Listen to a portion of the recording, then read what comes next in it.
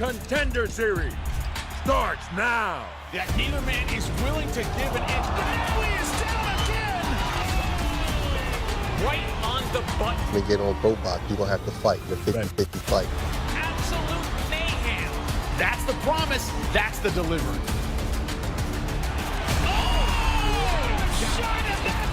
The ProBox TV stable is one of the best in boxing right now. Sink or swim, this is what the fans have been asking for. A stunning performance. At ProBox TV, runners and holders need not apply. This is what the fans have been asking for. Real boxing. Two hungry lions, no A-side, no B-side, just great fights. Count him out. Oh, goodness. That's the ProBox TV motto. Good fighters keep great fights.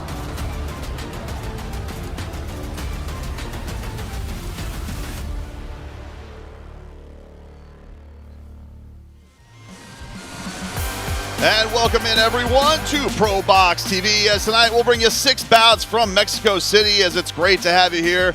Tonight, Isaias Lucero takes on Oziel Santoyo from Mexico City as our main event for 6 bouts here tonight, as we got an action-packed night for you here on ProBox TV. Brendan Tobin here with you. Very excited to be joined by Paulie Malignaggi and Agiri. And boys, what an exciting night we got here tonight coming from Mexico City.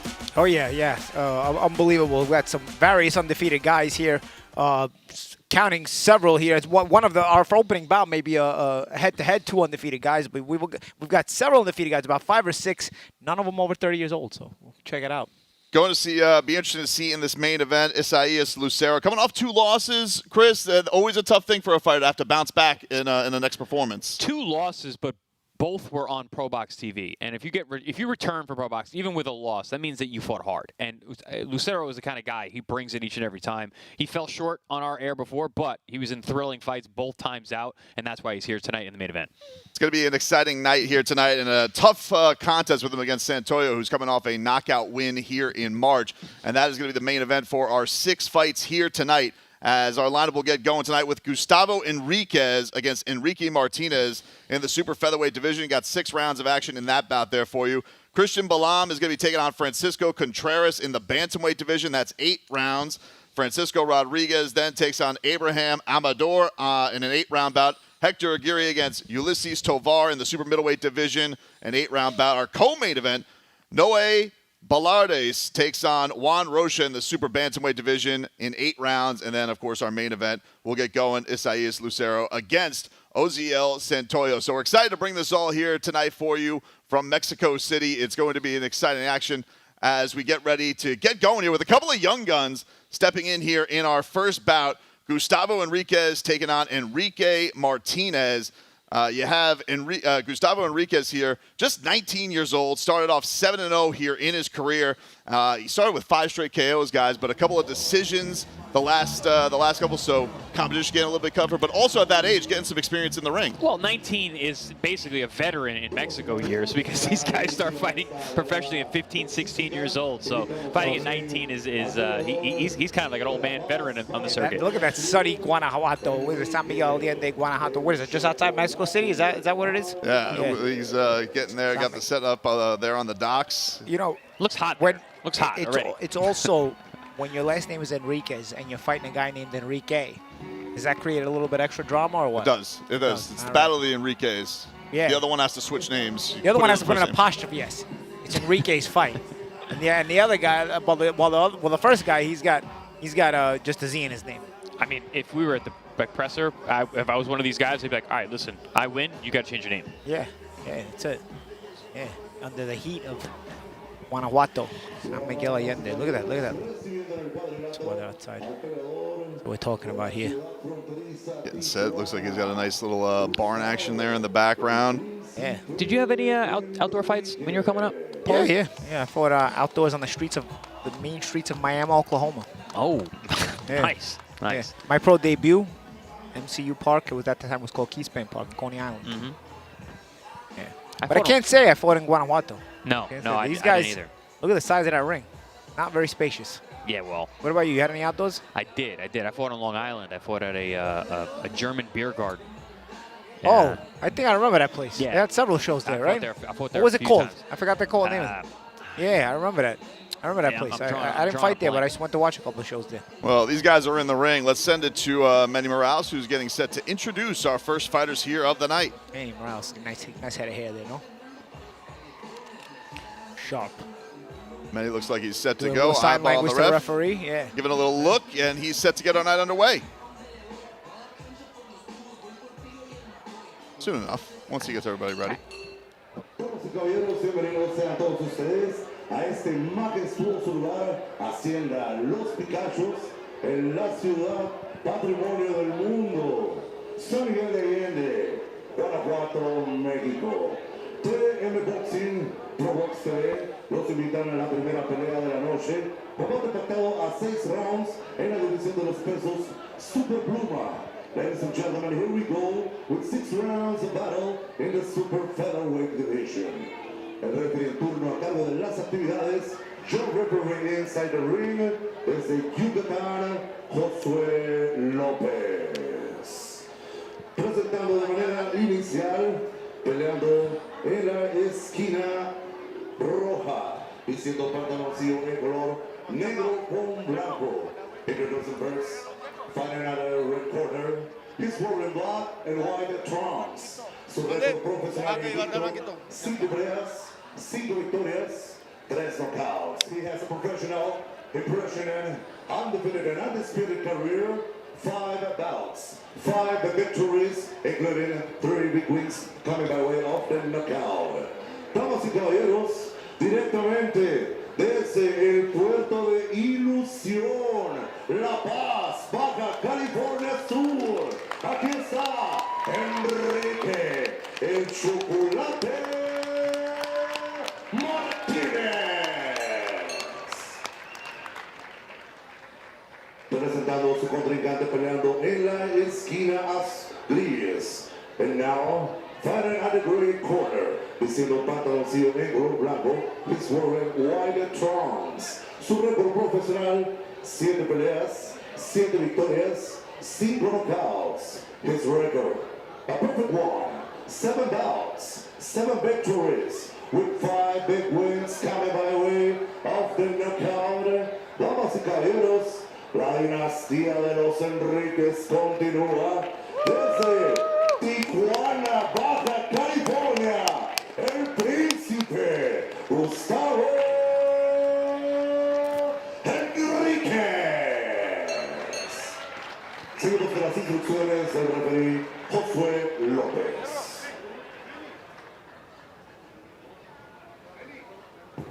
All right, Jose Lopez getting set to get our first fighters here for action to kick off this this night. I like that nickname, El Principe. Prince.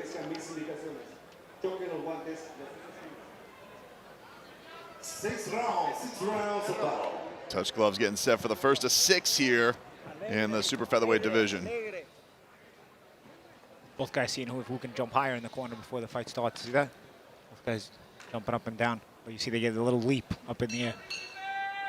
It's a good warm-up, though, don't you? Get your legs. It's competitive, right? They're both trying to outdo the other one. I like that. Orthodox versus Southpaw here. We see that right away. Gustavo Enriquez, El Principe, in the Orthodox stance.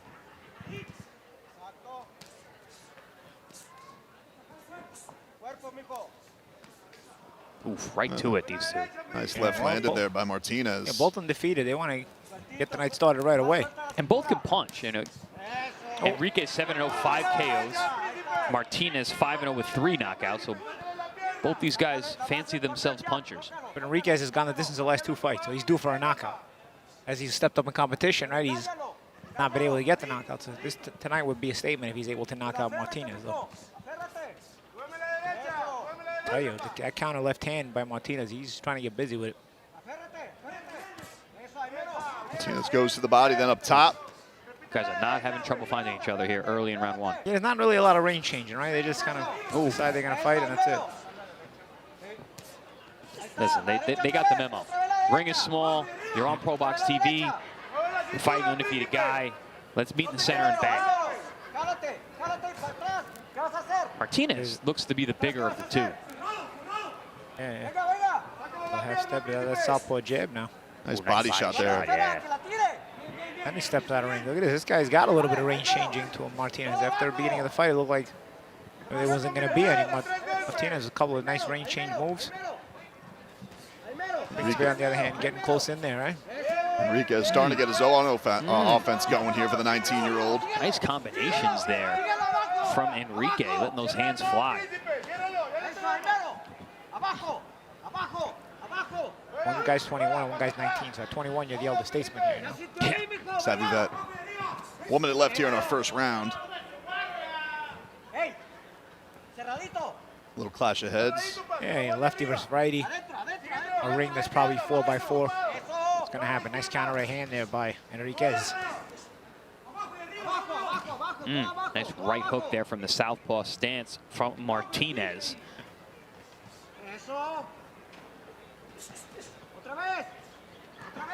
A little bit of your turn, my turn here. You know what? You're always thinking what I'm saying. Look at that. It's like you're speaking my thoughts. I was just thinking that. A lot of your turn, my turn in this fight. I like the adjustment, though. Enriquez controlling the center of the ring, keeping Martinez a little bit on the outside. He's been changing the range a little bit, at least showing a little bit more creativity, a little head movement here. And we come to the end of round one. Nice action from these two young guns to start off our card tonight. Oh yeah, like to see they dug right in. No warm-ups in this fight. That's what I love about these Mexican fights, man. They get right to it. Yeah. ProBox style, just go right to it. No feeling out period. Yeah, undefeated record. I'm not protecting that. I'm going right to it. I'm fighting. When you see styles of fights like that, guys, do you feel like that's going to be the tone usually the whole way? Is there going to be somebody who's going to try something different? Because you come out of the gate like that, it's like it's all action right out of the bat. Listen, I said it earlier. You know, these all Mexico cards. Generally, we get guys that come to fight just like this, but also they understand they're on ProBox TV. This platform is known for these kinds of fights, so guys know what they're coming into. Also, you know what else they understand or they don't understand? There's not an ounce of creativity in either of these guys. They just know how to fight. You know, they're not really thinking it much. They're just going in there, throwing their hands. They get in range, they just move their hands. They get out of range, they say, what am I doing out of range? I'm going to get back in range and throw punches. That's what they do. You hit me, I hit you. Yeah. So you go down, hopefully. That's the action. Second round here underway between Gustavo Enriquez, who's wearing the white trunks. Nice right hand there by Enriquez. Doubles it up. Speaking of the guy in the white trunks, huh?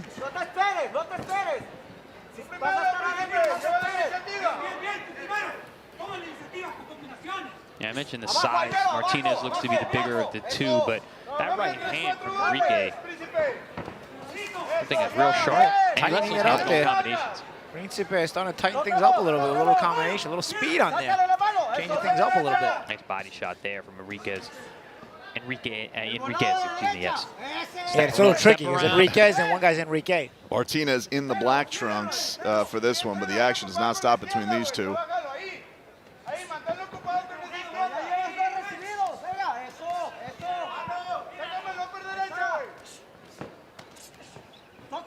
Nice little uppercut there from Enriquez as well.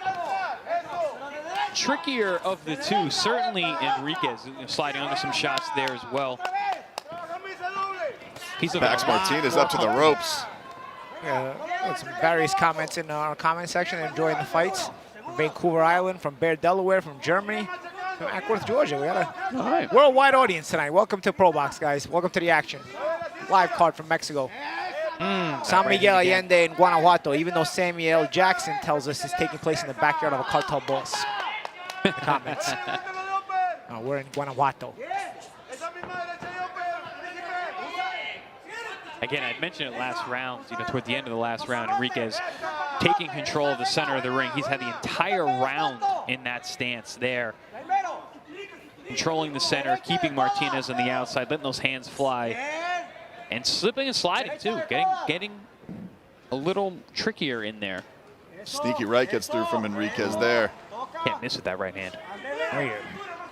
Listen, he's having a good second round. 'Cause I thought the first round, Martinez did well. But some adjustments from Enriquez. Yeah, he's a little more savvy. You can see it. Stand corrected. There is a little bit of creativity here in this guy. He just forgot there was a fight in the first round, and now in the second round, he's actually thinking his way through. Body shot as well. Varying his tackler, he's thinking through. But also, Champ, he just looks more comfortable. Yeah, he's catching very and shooting, comfortable. he has gotten comfortable. You're right, Champ. Well, Martinez is probably still in the second gear he was in the first round. The same gear he was in the first round. Another nice combination lands there from Enriquez. Has definitely set a different tone, and the right lands there on Martinez. You can tell Enriquez, he knows how to fight southpaws. He's being very right-hand dominant right now to the head and to the body. It's been a great weapon for him. Martinez tries to get some back in the close of round number 2, but felt very much like Gustavo Enriquez putting in another gear that second round.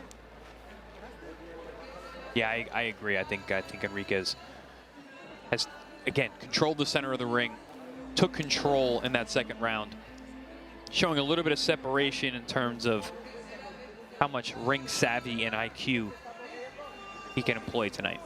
Comments here. Giovanni Soltero's telling me he's drinking a Modelo in my honor. In your honor. Salute. Giovanni Soltero, salute on that. Enjoy. I personally like micheladas. Yeah, you're a michelada guy. It's a heavy, too heavy a calorie for me right now. Yeah, you got to make weight. Yeah. Here we see some of that action from that last round. Enriquez, man, good round. Controlled the center of the ring from the opening bell of round number 2. Closed out that way too. Just looking more comfortable, letting his hands go in combinations. Good under over as well. Yeah, with the right hand especially. Getting set for a third round here. This is a 6-round bout between these two.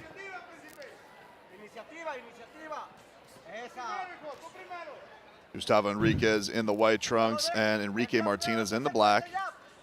Oh, nice counter uppercut there from Martinez. Trying to get some back, and another left lands for him.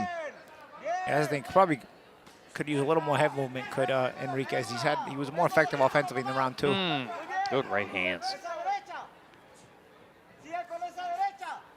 Body shot gets through from Martinez. Aye. Then Enriquez lands on top. So typically, guys, you get 3 versions of defense, right? You get blocking, you get head movement, and you get distance changing. Are we seeing any of the 3 in this fight?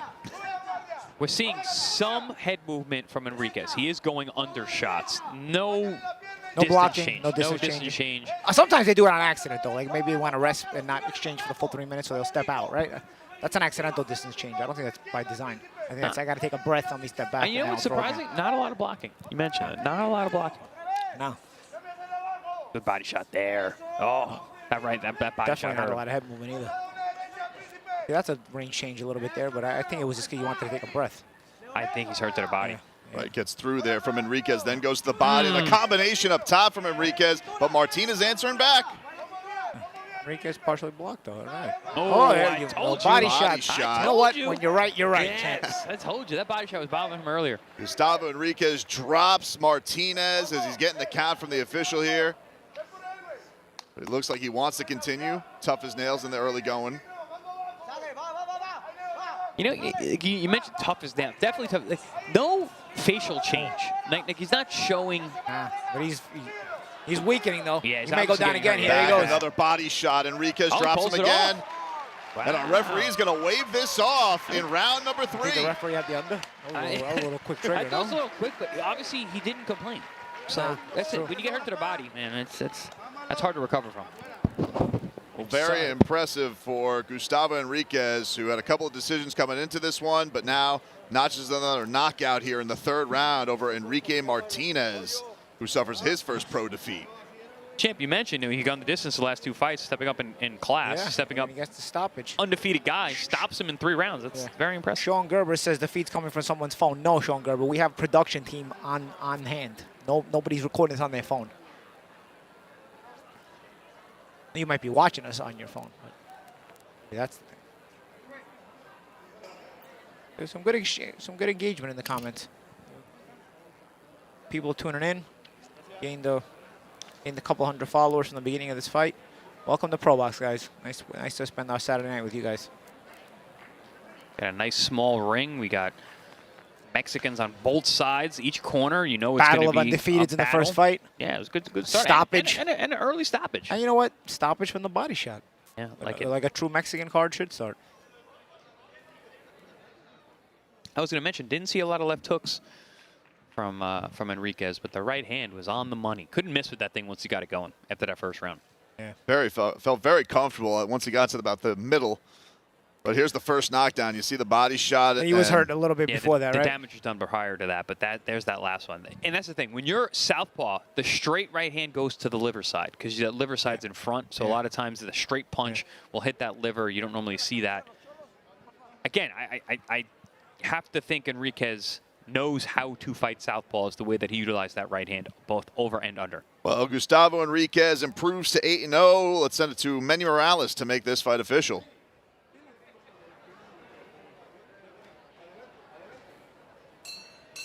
Damas y caballeros, tenemos el resultado oficial de este encuentro al minuto con 6 segundos del tercer round. Ladies and gentlemen, the official time at the first minute with 6 seconds of round number 3 para el vencedor por knockout técnico to the winner by TKO victory.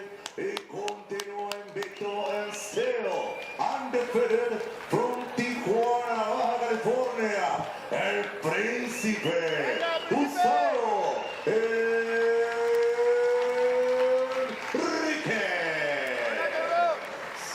Nice finish for the 19-year-old. Running his record to 8-0 now, getting his 6th career KO. Good looking record there. 8-0, 6 knockouts. Just scored a knockout against an undefeated fighter. Solid. And it started off here, just action from jump, guys. Yeah. Small ring. Why not a phone booth? Ring was still too big, even for these guys. So they fought at close range almost the whole time. They didn't even use the full ring. Zero feel out period for these two. But really, it was I believe it was Enriquez controlling the center of the ring, Get to the body. Making his dominance shown and known.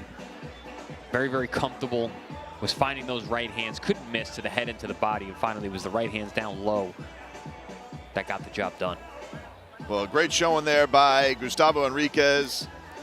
Principe getting himself a win. We'll move on over here to the bantamweight division as we got Christian Balam taking on Francisco Contreras for our second bout of the night here on ProBox TV from Mexico City.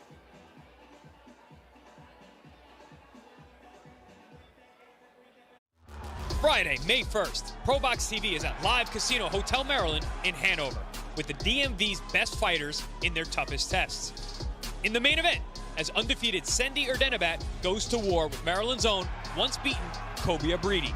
Then, in the co-main event, fan favorite Francois Scarborough Jr. of Maryland will trade bombs with Central American slugger Maxwell Montes.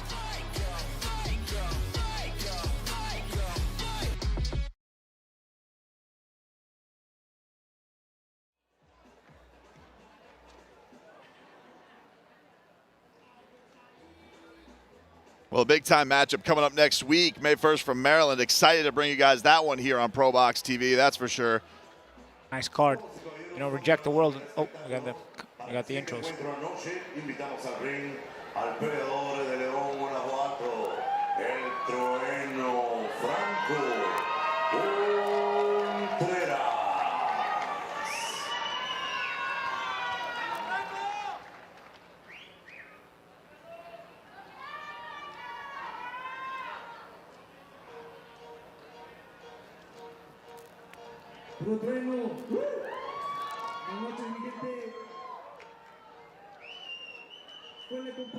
There you got Francisco Contreras getting set to make his way to the ring. 3 straight wins after his lone professional loss. One via a second-round TKO just a month ago. So getting right back in there. Cowboy hat and all, ready, style and profound. Appropriate attire at the barn. I like it. He's got the frills on the trunks. He's got the cowboy hat. Got the rapper in there with him. Walking into his 8th professional fight, he's got live music with him. Do you think that he asked the friend or the friend said he wanted to do the intro? I mean, well, you know what? They both need followers, and said, you know what? Let's do a collaboration, as we call it these days. No? Cowboy hat, Mexican hip hop. I'm digging this. The showman is bringing it. Christian Balam making his way to the ring. for this bout in the bantamweight division. 8 rounds. Balam going the old school way, no rap, straight up Mexican mariachi. That's it. Rayo making his way. The Thunderbolt.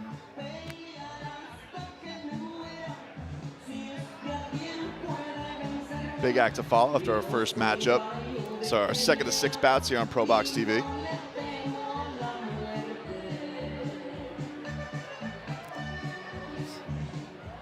Getting ready to get into this bantamweight bout. And we'll get this officially underway here and send it to our ring announcer, Manny Morales.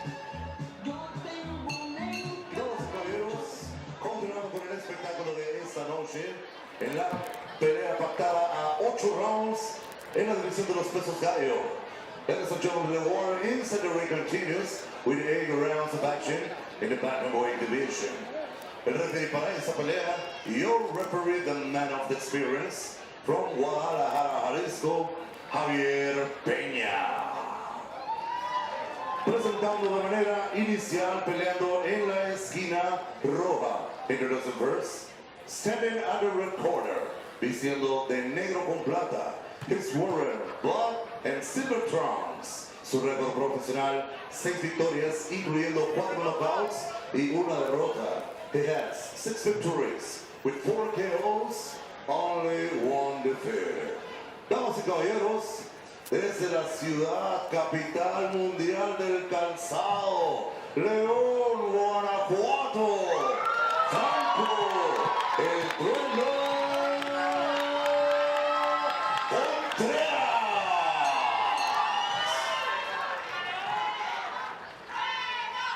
Su contrincante peleando en la esquina gris. The challenger across the ring, standing at the gray corner. Vistiendo de azul con blanco, he's wearing blue and white trunks. Su récord profesional, 5 victorias, incluyendo 2 knockouts y 1 empate. He has 5 victories, including 2 KOs, only 1 draw. Damas y caballeros, desde el corazón de la Riviera Maya, puritito Playa del Carmen, aquí está Cristian, el Rayo.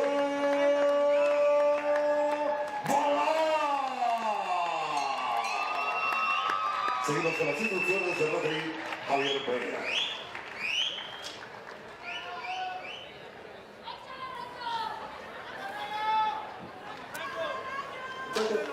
Quiero una pelea limpia, cuidado con la cabeza, no golpes en la nuca, no en los riñones, de aquí para arriba estamos. ¿De guantes? As they touch gloves, and we're set to go here with our second bout of the night. Christian Balam and Francisco Contreras. Here the chance for Franco for him.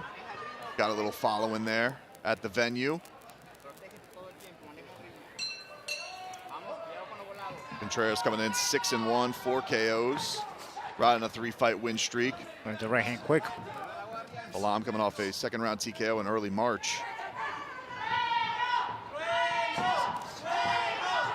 Uppercut there for Contreras. And the jab gets through. Contreras on a stalk here early on.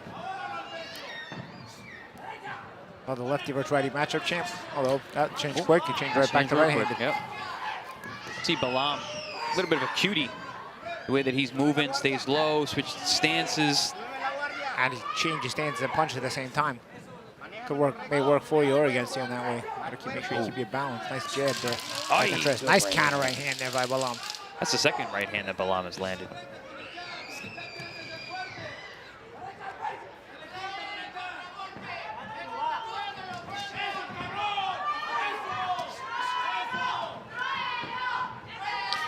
You only wonder sometimes when I watch guys like this, do you think they decide what combination they're going to throw before they see the opening? I feel like, like when we fought at a higher level, you don't decide the combination before you throw it. It just kind of opens up and you throw what's in front of you, right? I feel like when I watch like a little bit lower level like this, I feel like where are they getting off throwing 4 punches when there was only like max available were 2 in that exchange, you know? I remember early on, in even in my professional career, actually kickboxing, it was more just the numbers. Like, all right, I'm going to throw this here, and whether they're there or they're not, You know, and then you said, as you But get if you higher, force it too much, you start walking into shots. You know, and, and that's a lot of times these fights we have from Mexico, the guys are walking into everything. Oh, he's got him stumbling there, Contreras. Balam trying to get it back. He hits the left up top. I'm saying, like, both guys just going at it, just landing, missing. If anything gets slipped, it's an accident. Balam, you know, I mentioned he's got a bit of a cutie style, but he doesn't have the balance for this type of style. He's falling all over, getting hit with shots that make him that look much worse than they are because he's falling off balance. There he goes again. He's also crouching down. Like the listing isn't too big of a height difference, but it looks like a massive height difference because of how much he's kind of down low all the time, Balam. But it's also, you know what it is? He changes stances midway through everything, so a lot of times he's squared up, and that's why his balance is bad. Because he's switching up a lot, especially in punching range. Heads are coming together quite a bit. So you're switching stances while in punching range. Sometimes you risk getting hit while you're mid stance changing, so you're squared up. That messes up with your balance. Ooh, heads come together again there. And Balam jumping in there eagerly, and that's causing the clash of heads so far on the switch stance. I don't know if that's a cut or just abrasions outside the right eye of Contreras. Oh, good body shot there. Come to the end of round number 1 and a eager with the action. Eager. They're eager. You know what? I gotta give Giovanni Soltero, who gives us a super chat, a shout out, because he gives us a shout out. He says, shout out to the commentary team for putting in work. Giovanni Soltero, thank you very much, brother. Appreciate you. And he was the one having the Modelo in my honor, so salute. Kick back and relax and watch this. I like that guy. Done on ProBox TV. Balam moving all over the place. Got a little wild there at the end with our clash of heads here in our second fight. Very, very scrappy, these two. Good shot there by Balam with that right hand. Early in the round, was having some success with the awkward movement and firing from that movement. But there we're seeing the balance issues of Balam. Contreras seems to be the stronger of the two, a little more sturdy in his stance. And that started to show toward the end of round 1. Let's see how this will pick up as the fight goes on. They're gonna exchange the way they did in round 1. No, I mean, they're both two-fisted exchanges right away. Not been a lot of quiet moments already so far in ProBox TV. Yeah. Especially a card from Mexico. Like I said, I think guys just decide to throw the punches they're gonna throw before they even get in range. They just start firing away, and both sides of them landed. Reco 312 in our comment says San Miguel is a beautiful small city, gentrified now though. Oh. Does that mean there's not any Mexicans there? Yeah, what is gentrification in what does gentrification in Mexico look like? You gotta let us know. Like touristy? I'm curious. Yeah, maybe it's Too touristy. touristy? Yeah, maybe. Like how Cancun has become very, very gentrified. I felt like a lot of people spoke Mexican, folks spoke Spanish in Cancun, no? Yeah, but it's very touristy, like Brendan said. Digital specialist, respect back to you. Thank you for giving me respect for that. This little body shot from Contreras gets through. These guys don't even look like they're in the same weight class. Yeah. Reco 312 says Balam is trying to replicate Teofimo. Yeah, Teofimo if he was drunk, maybe, no?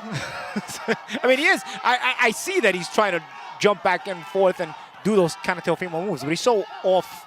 He doesn't have the athleticism that Teofimo has, no? No, nowhere near. But so it's like it is trying to copy Teofimo, but he's more looking like Teofimo if he's drunk.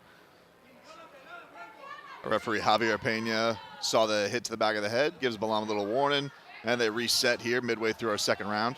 Which I believe Teofimo did have a sponsorship with Bud Light, so. Did he? It comes full circle. Contreras upset about it again, and they're about to, looks like they're about to take a point right after that warning. Holding down the head. That's a quick point. Oh, maybe hitting behind the head? Quick deduction. I don't think the ref likes Balam because Balam jumping all over the place and headbutting and stuff. Got 1 minute left here in our second round. Remember, Balam is the undefeated guy here, 5-0-1. Contreras is 6-1. They had that majority draw in November, but then bounced back with a victory in March. These guys stay busy, huh? Oh, yeah. Little uppercut by Balam. Divine, and there's a right up top. Oh. Divine02759 says he loves the commentators interacting with the chat. Oh, we love to do it. Giving you the action, calling the fights. Balam trying to get that point back. Oof. Yeah, he's going to have to now. You don't want to lose the round 10-8 here. Good hook there as well. That was a good hook. I don't know. Contreras complaining, but that was a good left hook. He seems bothered by what he's saying is shots behind the head, but he's got to keep his defense up because the ref's not stopping it. Balam now walking Contreras down. But you see how he squares up when he walks? That's why his balance is terrible. Look at where his feet are. Even at 20 years old. See how he walks? At 20 years old, guys, like, is that something that he's going to develop out of, or is that just a habit he's going to probably have? Depends on his trainers, right? Yeah, I mean, you got to imagine that he's going to try and work on that, get better balance, work on his stance, work on the clash of heads.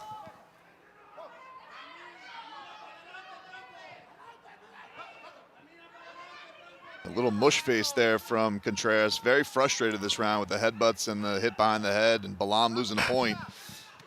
But Balam, after that point got taken away, the most success he's had in this fight so far as we come to the end of round 2.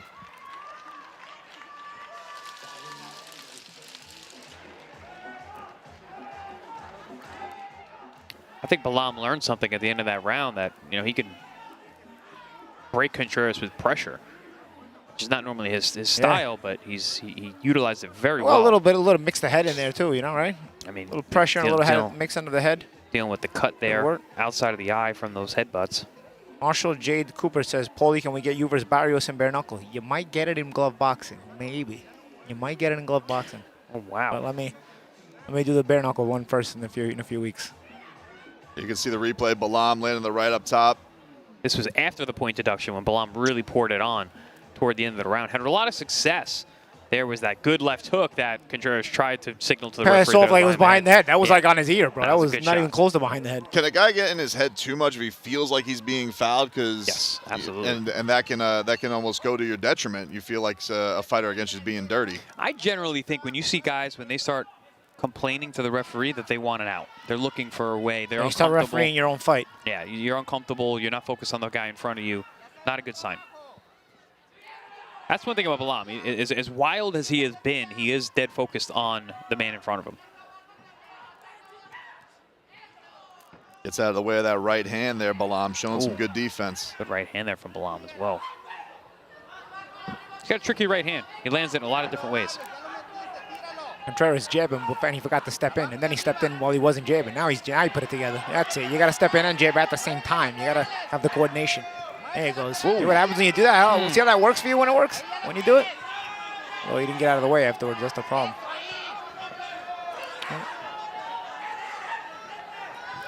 Blood over the eye of Contreras. Is that from a punch or from a cut? Originally, it was from a headbutt in the first round. Starting to land more with the punches. Really open up.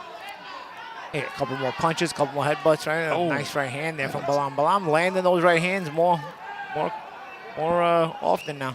Yeah, that eye's looking pretty ugly here. The ref still. Let's get that checked out by the doctor. Ever since that point deduction, Balam has definitely turned it on in this fight. And seems like he's got Contreras a little bit bothered. See Contreras even trying to go in with a little gamesmanship and the no look, but not a lot landing for him. No, Contreras has not been able to get any momentum going.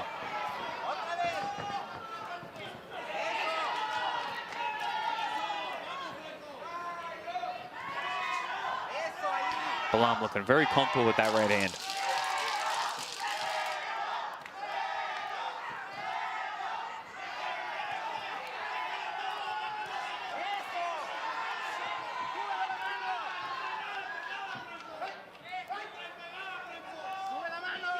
Again, complaining from Contreras to the referee. Oh, couple jabs land there from Balam. Look at that switch right there, right? Bad range to do that. Yeah, right I mean, he's so bad that he's good tonight. You know what I mean? Like, you know, a guy doesn't know how to fight to the point where he actually throws a guy off. I think that's Balam tonight. Oh, big right hand over the top. Blood from the nose now of Contreras. Marked him up this round. Balam finding a lot of success. Little uppercut gets through.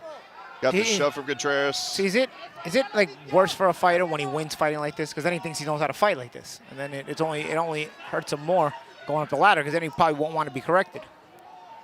You could just see the frustration on Contreras' face, the headbutts and everything. He just can't set it in the land. But there's one that lands for him. A hook there from Contreras. Another hook there from Contreras. Balam, though, seems very unbothered by anything that Contreras is doing. Yeah, Balam has turned it up a notch. Ooh, good slip and rip there by Balam. Body work there by Balam. Balam motivated. You know, the more Balam settles down, the better he is. He's looking much, much better when he's walking Contreras down, coming forward, not trying to be so slick. Come to the end of round 3 here in this bantamweight matchup. Christian Balam starting to turn the tide in this fight. Some early success by Contreras, but it has not gone his way. Yeah, Balam has middle of 2. become more confusing. Ubiquitous Ofuna, 7852. Yes, I did think Mauricio Herrera beat Danny Garcia. Yes. Continuing to interact with you in the comments, yeah. That's where'd that question come from? You know what? People in the comments, they interact with the fight. They want to interact with boxing questions. I like it. But that particular fight, that's an odd one. We're watching. No, it it was it was a fight in Puerto Rico. This one is in Mexico, outdoors. Mauricio Herrera, man, El Maestro. He was a Maestro, yeah, very good fighter. Very good fighter. Balam got to be feeling good about the success he's had these last couple of rounds.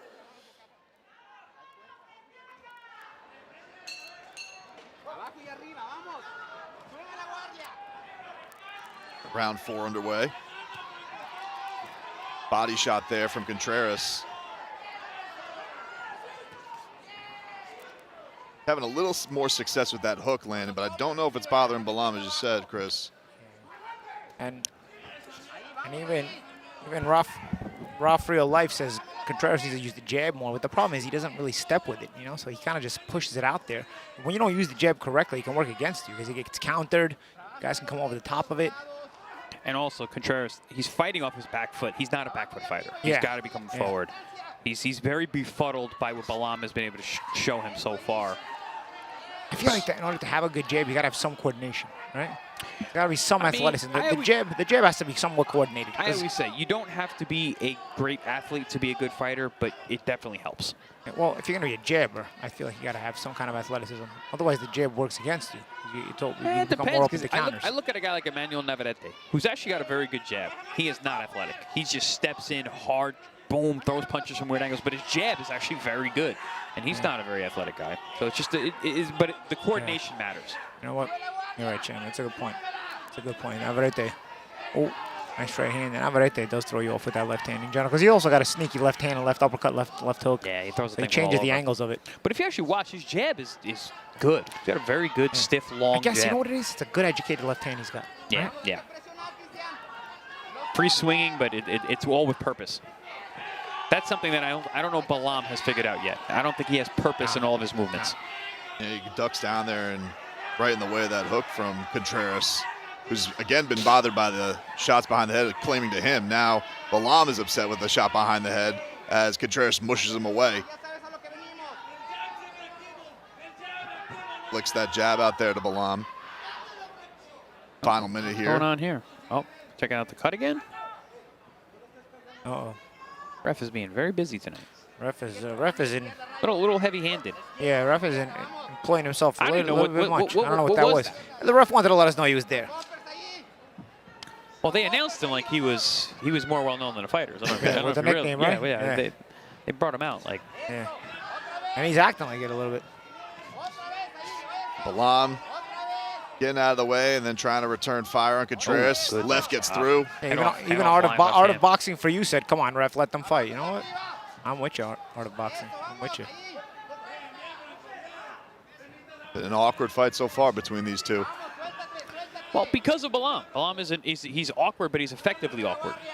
Or awkwardly effective, I should say. Got another super chat from Lineal Champ. Conor Ben versus Barrios for BMF belt. What's BMF? Bad MFer.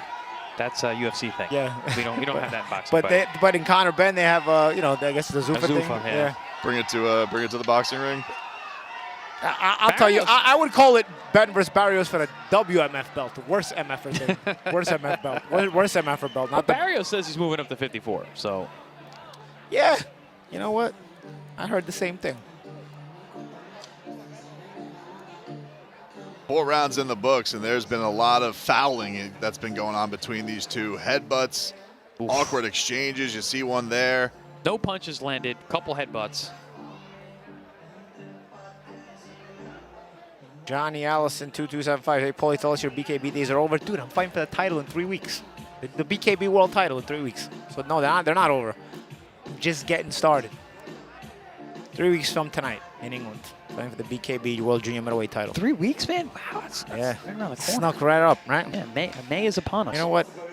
Didn't sneak up on me, bro. I've been dieting for no, long enough. I'm sick of it. I You want to get those- to the fight already. Those close quarters in the trigon. Yeah. That's it.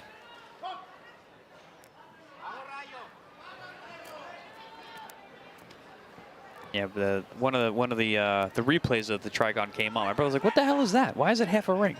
Yeah, that's the Trigon, buddy. Shout out to Dada 5000. Doing his thing. Oh, good shots there. Just missed with the right hand by Balam. Balam's feeling very comfortable here in round 5 of this 8-rounder. Having fun. Flying all over the place. Holding walnuts. Yes, I am a man of the people. Love interacting with you guys who call the fights. You know what I like? Because on shows like this, we're in the studio calling the fight, so it's like I feel like we're all watching together. You know, interacting. We interact together. We call the fight for the fans. We interact with the fans. It's like a fight party, you know? Yeah, it's a big old fight party.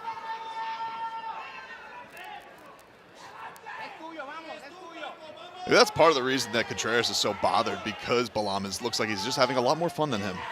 Yeah, and the comfort level is very obvious. Contreras has not looked comfortable since round number 1. Balam has been getting more and more comfortable, finding his rhythm with his awkward style and switching sides and weird movements, herky-jerky, but he's making it work. Left gets through there from Balam. Tell you, the headbutt keeps getting through too. Right?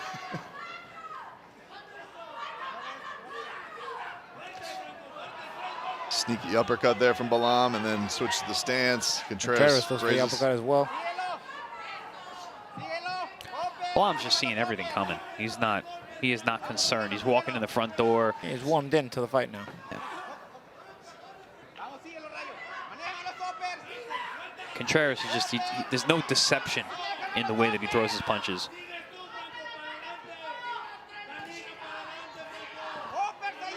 Is the hope in this, guys, that Contreras feels like he can get him to walk into some kind of mistake, like hoping that this awkward style just runs into something? I mean, I think Balam's been making a lot of mistakes, but Contreras can't really capitalize. And when he does actually land, Balam seems completely unbothered by anything. Yeah, keeps walking him down and loads up. Big left hand there.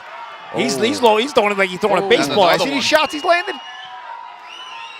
Contreras has to get some respect here. Like you said, he's fighting backwards like he's a back foot fighter, but he's not. Look at it.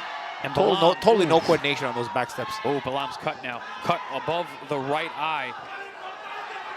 Gets out of the way, even with the blood trickling down. But once again, still seems to be unbothered. Dancing, moving. Almost seems slipping, sliding. When things go wrong for him, that's when he tunes it up. Oof. It's actually a good round for Balam, even though he got cut. Stiff jab there by Contreras to end it. Marshall J. Cooper says, ref is hoping the judges give him the decision. Well, I think in his mind, he's already won. Yeah.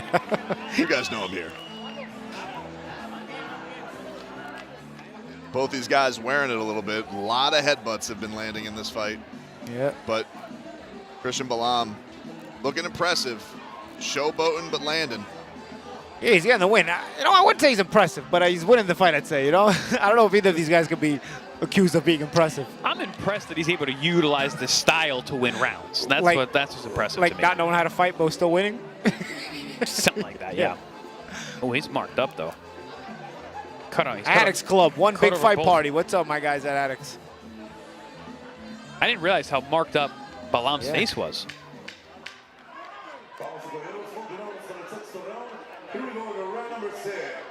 Ref giving shoulder bumps.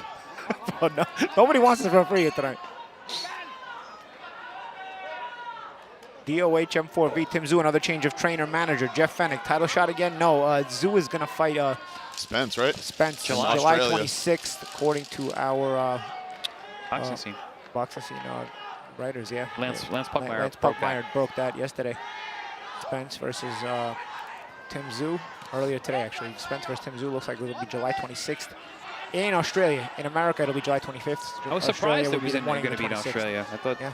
you know, Spence would be able to get Zoo to come over here, but Well, you know what? Zoo is I mean, Spence is an anomaly in Australia. You know, you get him out there, it's a big deal. You know, you get a guy with the name of Spence out there.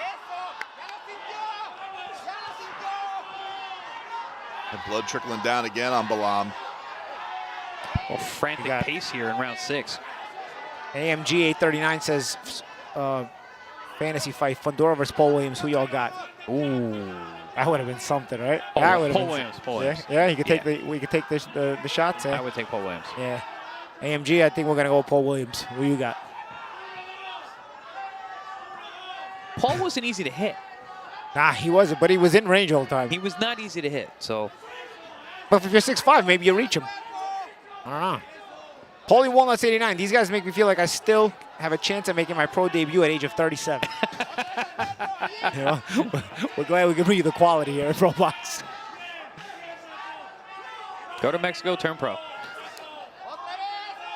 Marshall J. Cooper says the ref is going to hit up one of the ring girls if he gets the win. If the ref gets the win, I can't imagine a referee with more confidence in this one. No. He's already been confident enough to interject himself enough. These two guys are battling, though. Balam and Contreras changing hooks there. I do like the focus of Balam. He has stayed focused throughout. Well, he's been more consistent, right? Yes. Oh, so the ref got Certainly. himself involved there again. Let's see who he's yelling at this time. He's Yell talking- at the he's referee talking to for people outside the yelling at ring. the corner for yelling. I think the last time I checked, you were allowed to yell from the corner in the pros, no? Anything that takes the spotlight off him, he's not happy. Yeah, he's got to make sure it comes back on him, of course. All I know is I hope this ref is doing more fights tonight. I'll tell you who hopes he does more fights. He hopes he does more fights tonight. Listen, that cut is opening up, though, huh, Ooh, guys? a strong jab there by Contreras. Ooh, good left hook. Rocks Balam. Got rocked with a Balam left hook takes and another one. Left hook. Contreras has that belief. Contreras has been waiting to turn the tide of this bout, and he's finally got Balam slowing up a little bit. Best shots of the night for Contreras was that left hand. Actually had Balam. There it is again. There's again, it's got them off He's balance. rocking him. Tell you, big round Balam here. holding on. Big round. Not jumping around as much anymore here, Balam. Balam's not taking that left hand very good. Not taking that very well so far. Another stiff one gets through from Contreras, and then another left up top. And then the right gets through from Contreras. Probably Balam struggling to get through this round. He's beat up over here. Oof, eye is gushing. And the round 6 comes to an end, and Francisco Contreras takes back momentum. I mentioned how Balam seemed to be unbothered by the shots by Contreras. He was very bothered in that round. All of a sudden, right? Yeah, all of a sudden those left hands were actually having an effect. We mentioned the market. It felt like he was getting some through, but because of the bouncing around, but it does feel like this one. Now it's starting to catch up to Balam a little bit. Take a look here at some of the damage. We're going to see that left hook here. Bang, right there, right on the temple. Yeah, you see his Wobbled. legs did a little bit of a move there. Yeah, he overshot the right hand, fell short. And we talked about Contreras not being a back foot fighter, but right there, he stepped back and unleashed that left hook, which had an effect. Then he landed another one moments later that seemed to shake up Balam once again. Is he having trouble seeing maybe with the messed up eye? Maybe there's blood coming outside that eye, but All right, round 7 underway. 2 rounds left. Can Contreras turn this thing around? Can he continue that momentum he picked up in the last round? that was the first round I gave to Contreras, so on my scorecard, he's going to need a knockout. What? After the last round, he might believe he can get the knockout. I mean, he very well could. Is he too tired now to go get it? Let's see. He's looked tired throughout, but, you know, obviously he was getting through last round. Ooh, right hands there. Goes right back to the jab there, Contreras. You can see. Like you see, like Balami makes too many moves. Like he stepped Yeah. out of range and then he stepped back in range for no reason. But he's actually trying to step out of range, but he didn't realize he made too many moves. Like the first move would have been fine. He could have just stepped out of range and circled the ring. Instead, he stepped out of range, stepped back in range, and now he's looking for a way to rest. Oh, another left gets through there for Contreras right there on Balam. Balam's got the blood trickling down. Not bouncing around as much as he was early on.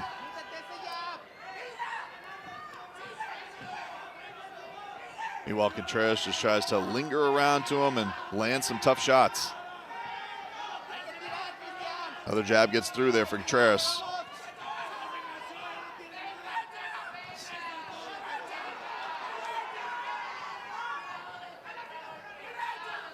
Contreras seems like he lost his momentum. He came out at the beginning of this round, was coming forward. Now he's, again, backpedaling.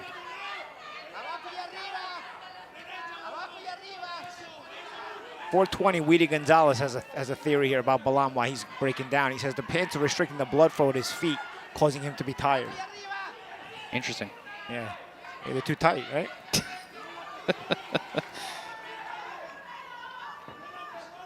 Interesting theory there, 420. Weedy Gonzalez. Weedy Gonzalez, yeah. I think he's been having too much of that wacky weed. As a little combination line up there for Balam. Try and slow Contreras coming at him, who flicks that jab right in his face.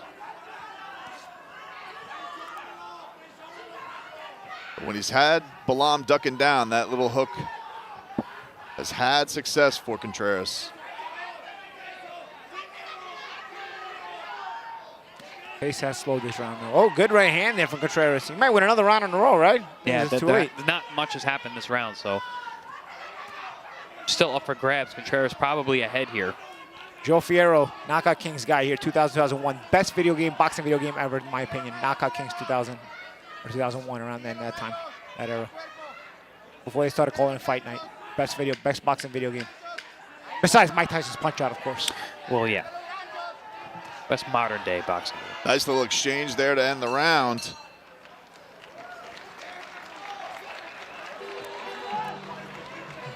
All right. There you got coming up next week, guys, in Maryland. Yeah. Got a good show here. Sandovitar Erdenbad against Kobe Abreed. That is a smoking main event. They are going to fight. And Frankie Scarborough versus Maxwell Montes. Francois Scarborough, one of our more exciting prospects as well. They can't wait for that one, guys. May 1st. Excited to bring that one to you. Take a look back here at some of the action in our 7th round. You can see the left land in there for Contreras. He's had success with that. Right hand there then too. the right hand there from Contreras. And then one of the comments asked what the best prospect is on ProBox. I tell you one guy, I don't want to tell you what the best prospect is, but that card in Maryland next week has some good prospects. One to look out for on that card particularly, I would say, is David Whitmire. David Whitmire, and he's in very tough. Snatcher is in very tough. Very tough. He's excellent. But it's because he's so good that they're moving him fast. Way beyond his years in terms of his skill level. And that's not a knock on the other prospects we have at ProBox, because we have some really good prospects. There's another really good prospect on that card too. Francois Scarborough Jr. is a very I feel promising. like Scarborough in the co-main event is already starting to move into halfway contention. You know. Yeah, but I mean, he's definitely. For me, Whitmire has some really good possibilities. But he's being moved fast. That's a tough fight for somebody at this stage in his career. And he understands that as well. another stoppage here from our favorite member of this bout, the ref.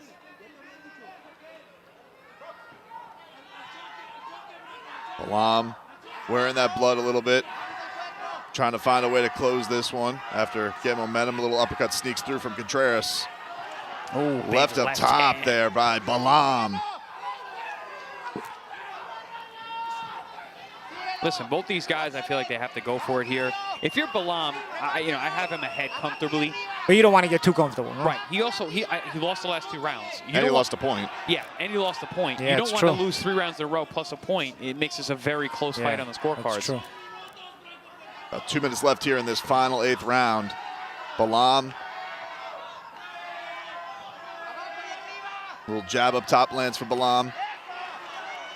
Then the left hook. That's the thing. When you're an undefeated prospect, and a nice combination lands for Balam up top. How you win fights really matters. When you look back at your box record and you see that scorecard being tight, that matters. You don't want those fights. You don't want to give up these rounds late and make a fight closer than it should have been. Yeah, that's how you stunt your growth and prevent yourself from getting moved up the ladder to better competition.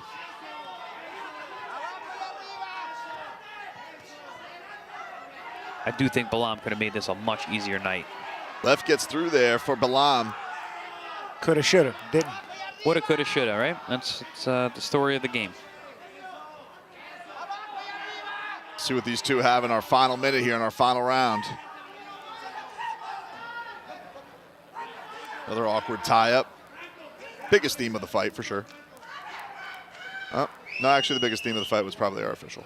Yeah, he's back in. He's back in, making sure he lets somebody know he's there. And a nice hook there by Balam. He was a little surprised left hook. The ref is probably letting them know, listen, this fight's too close. Just give me the decision. Very nice uppercut got there from Balam. The ref has already told them he won. Just by being there, he won. Look at his cut up on Balam. He's going to raise his own hand. If he was allowed to, he would. He's like, we know who the real winner is here. Oh, yeah, that eye is looking rough. Yeah, Balam marked up ugly here as we come to the close of this final 8th round. But he's trying to put an exclamation point. That look at Contreras. elbow there. DC Cutlass is Najee's the best prospect. Yeah, I would say he's beyond the prospect he's too. He's not a prospect. I was going to say that he's too. on the verge. He's not a prospect. I mean, he's being mentioned in bigger fights. You're fighting a Maneo Gallegos in a fight of the year. You're not a prospect. Yeah, and you're getting called, being considered as an opponent for Arthur Beterbiev. He was called a few months back. Also, he's a main event fighter. Yeah. He's fighting in main events in ProBox TV. Yeah. So he closed this bantamweight bout with a lot of headbutts, some cuts, some lost points, and a lot of bouncing around from Christian Balam, and some frustration from Francisco Contreras, who had a tough one to maybe get a decision here. But entertaining to see Balam and all his different stances that he's bringing to the table. Very energetic performance from Balam. He expended a ton of energy switching sides, combinations, headbutts, you name it. He was throwing it at Contreras.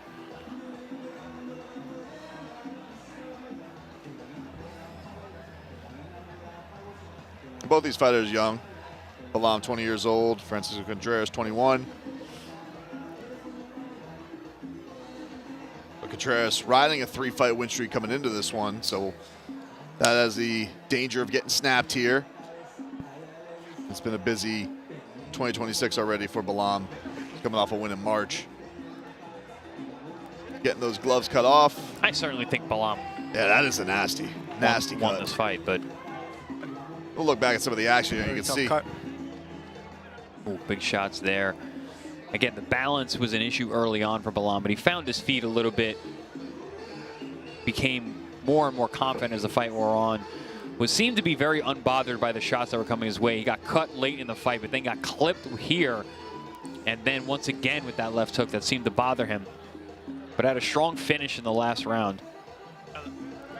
On the scorecard, this is probably going to be a very close fight, but I do believe Balam certainly deserves. Ref may have something to say about that. He thinks he gets it. Giovanni Soltero with another super chat, guys. You know what he said?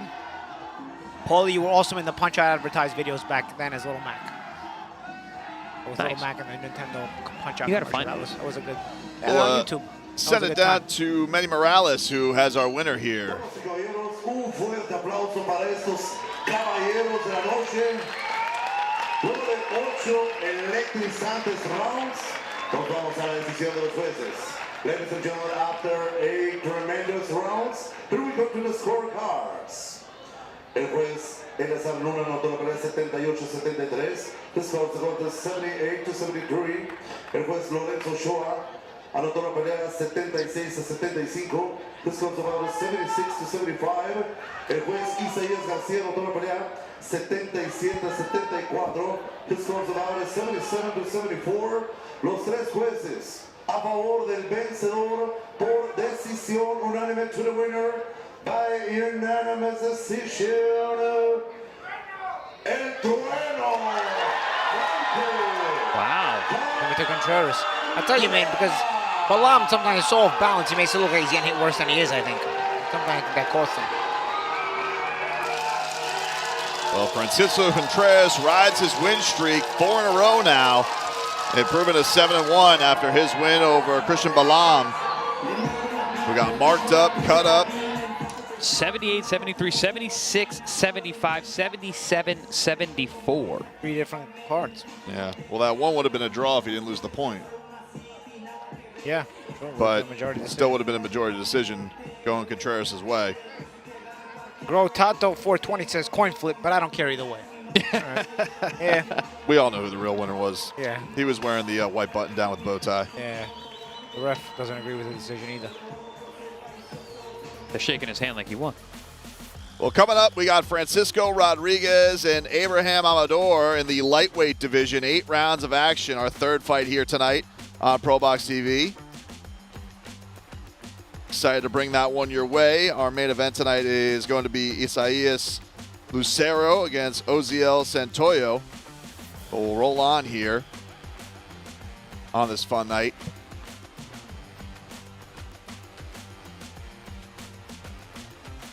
We'll continue the action here tonight as we roll on here from ProBox TV.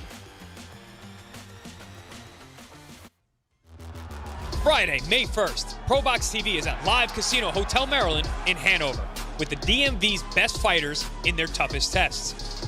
In the main event, as undefeated Sandy Erdenabat goes to war with Maryland's own, once beaten, Kobe Abridi. Then, in the co-main event, fan favorite Francois Scarborough Jr. of Maryland will trade bombs with Central American slugger Maxwell Montes.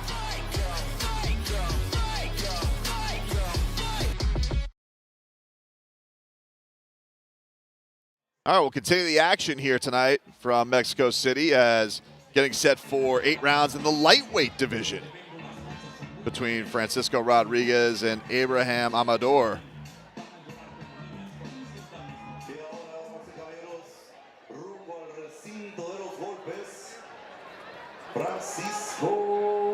I love that shawl. That's cool.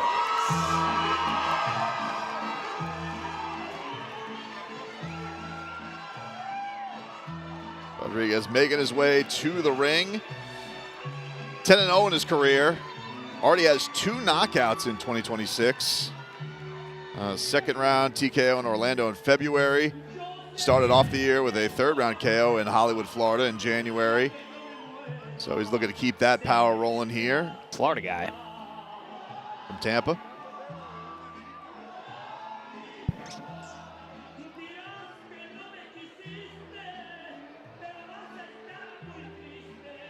And getting set to take on Abraham Amador here. Our 3rd fight of the night. We'll send it to Manny Morales to get this one underway.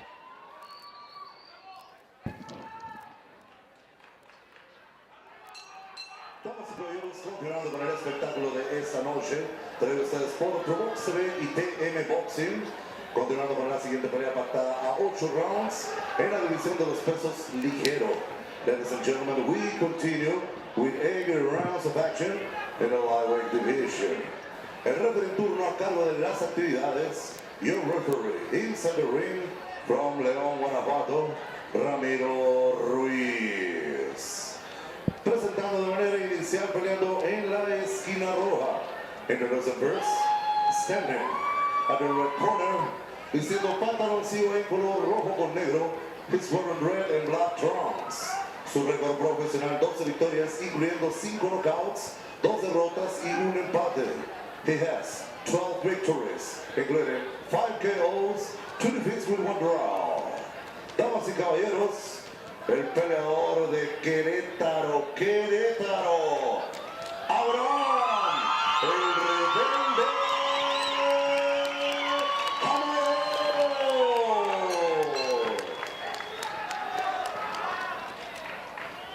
Y ahora, damas y caballeros, su contrincante peleando en la esquina gris. And now, the challenger at my left, standing, fighting, and representing the green corner, vistiendo de rojo con blanco. He's wearing red and white trunks. Su récord profesional invicto, 10 peleas, 10 victorias, incluyendo 6 knockouts. No puede estar aquí porque ya está vendado. Okay, no, si toca agua o cualquier cosa,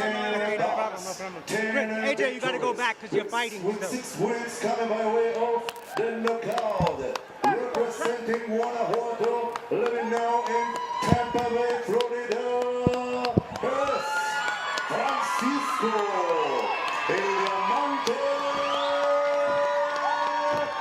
Rodríguez.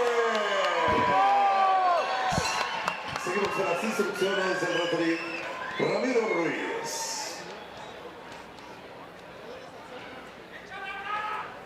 Campeones, ya dejen ustedes en el vestuario. Quiero una pelea limpia. Choquen guantes. Suelta los dos. Regresen a su esquina. 8 rounds, 8 rounds of action.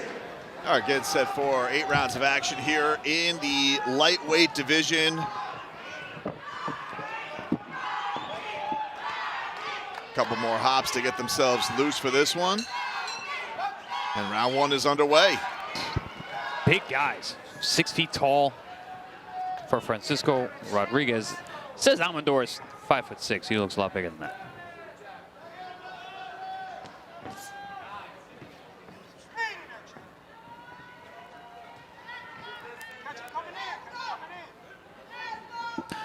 Amador with the red trunks with the black trim. You see the gold lettering. And Rodriguez with the white trunks with the red trim with the Mexican flag on it. Got the white gloves on. Immediately you can see the class of these two fighters. They're setting things up. It's not like we saw in the first couple fights where the guys are just going to meet right in the center. These two are actually being deceptive, changing levels. Yeah, and they set their distance just out of range because they still have to, you know, conversely figure out what their proper range is going to be. So as the smart fighter will set up just out of range and then figure it out as the fight progresses. Combination there by Amador as he closes range fast.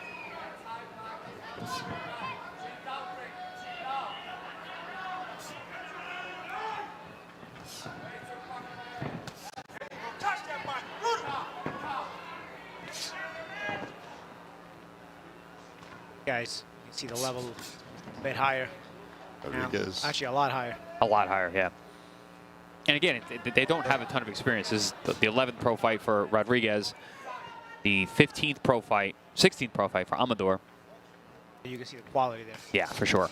Setups. Good left hook from Amador there. He's setting that up very nicely. You're seeing Francisco Rodriguez making a bit of a mistake. Tall guys, you can't go pull back straight in a straight line with the head up, and he did. He got hit with a left hook there.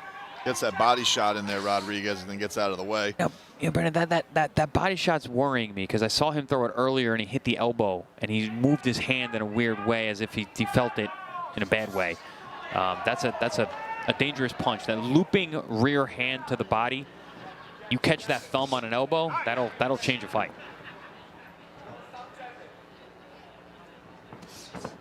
I actually used my elbow to take that punch away from Ruslan Pavanikov because that was one of his better shots. It was a right hook to the body. He used it against Mike Alvarado, destroyed his side. And we trained actually in the gym to slide the elbow out as that punch came. He landed that in the first round, never threw it again. Rodriguez took a combination, glazed the back of the head there, grazed the back of the head there, and referee stopped it. Give a little look, a little warning.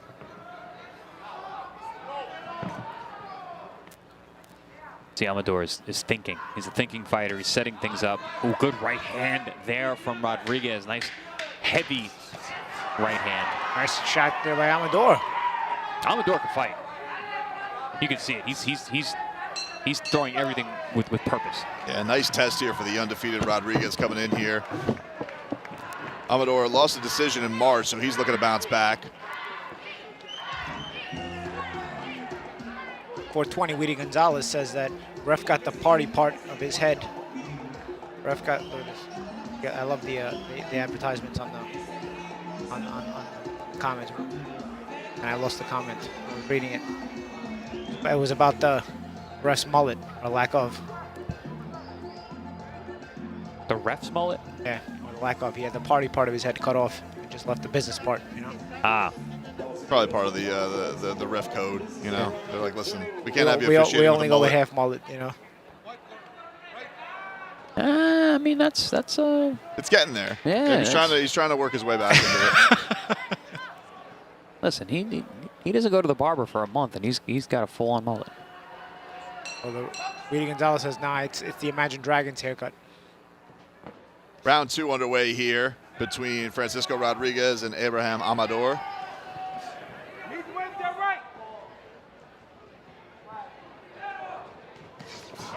Ooh, little hook there for Rodriguez, catching Amador coming in.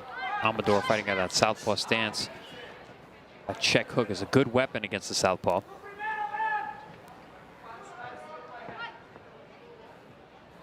Good level changes here from Rodriguez now. Not being quite as tall as he was in the first round. Hey. Uppercut there from Rodriguez. There.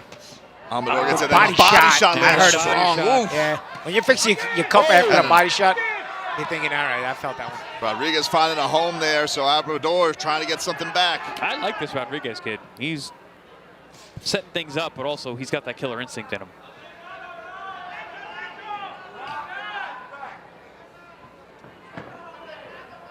Strong Mexican presence on the Tampa side of Florida. We saw that from our Plant City shows. A lot of Mexican fans would come out to our shows. Get tied up here in the corner. Refs gonna let them work it out themselves before resetting. Get him with speed, champ. Speed. There you go. You first. You first. Rare English being spoken in the corner here by That's Francisco Tampa team, Rodriguez. right? Yeah, exactly. And I actually agree with the corner. I think utilizing his speed and athleticism. Rodriguez has got some athleticism. Is the southpaw stance bothering a little bit of Amador? Seems like it, yeah. It seems like he's still adjusting. Got about a minute left here in our second round. Rodriguez having success early with the body work.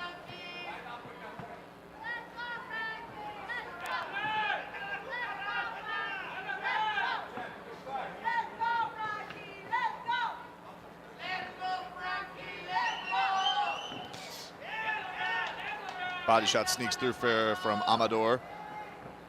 I mean, only 10 fights. I mean, maybe he hasn't seen a ton of southpaws in his career either.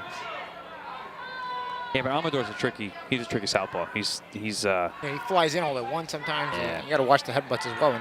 But he's also he's biding his time. He's fighting from the crouch position. He's a very difficult and he feints in guy and to deal with. Yeah, he's not the kind of guy you want to have early on in your career. Levels. Oh, you know what? On ProBox, you're not going to get any you soft don't get a touches, that's choice. for Exactly, exactly. We come to the end of round 2 here between Rodriguez and Amador. We got off to a fast start here. And you can see here we got Edward Vasquez and Daniel Lugo coming up Friday, June 5th at College Park Center. Throw those horns up to the University of Texas in Arlington. Hey, listen, Ed Vasquez, number one, he can really fight. Yeah. He's world class, but also he moves people in Texas.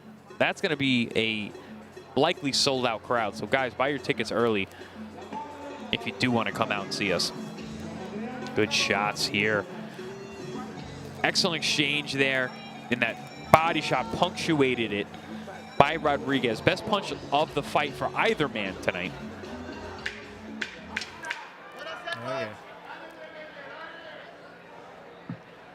This is the round number 3 of the round. I think that's Andrew from Faro in the corner of Rodriguez.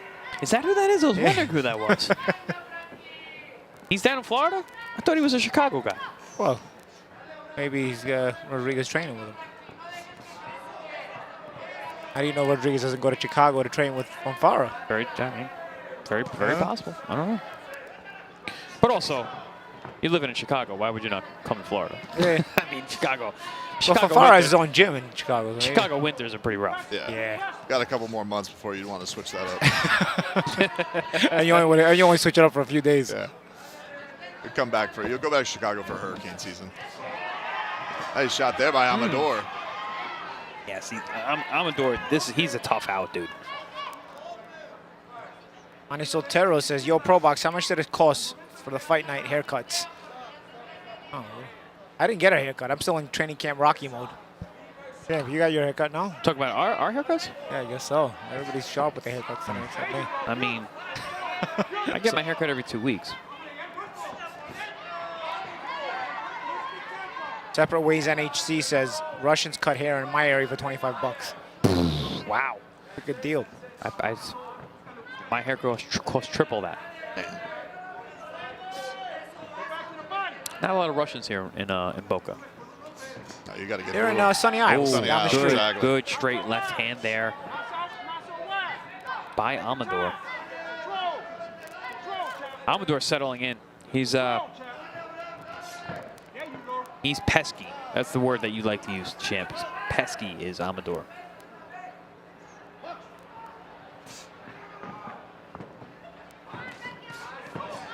Oh, good left hook there from Rodriguez, right on the chin. Good weapon against the southpaw. But I really think Rodriguez is going to need to step on the gas here. Definitely not looking busier this round.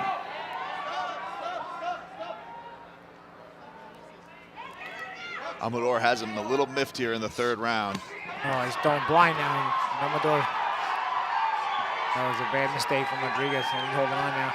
Honestly, momentum-wise, this is not looking good for Rodriguez. Yeah, Rodriguez is very uncomfortable. Amador is getting more comfortable. He's getting bigger as the fight is wearing on. Trying to get it to break up, but all Rodriguez wants to do is hold on right now.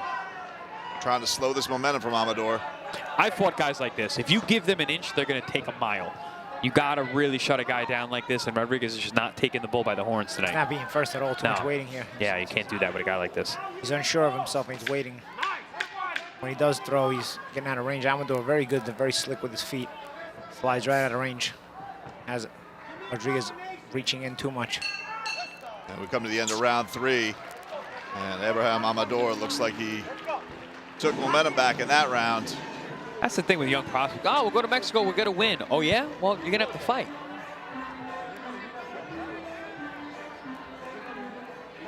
Especially you have early success in those first couple rounds. You land some shots and you think he's not going to fight back. Yeah. And he's still there. There's Andrew Fonfara. Corner, right? Good eye, champ. Is that Fonfara? Yeah. Are you sure? I'm telling you, I think it's Fonfara. Anybody in the chat know? Check the chat. Matt Borderson's in the chat. He just made his appearance. Matt, we missed you a few days. I learned to never get a haircut before sparring and a fight.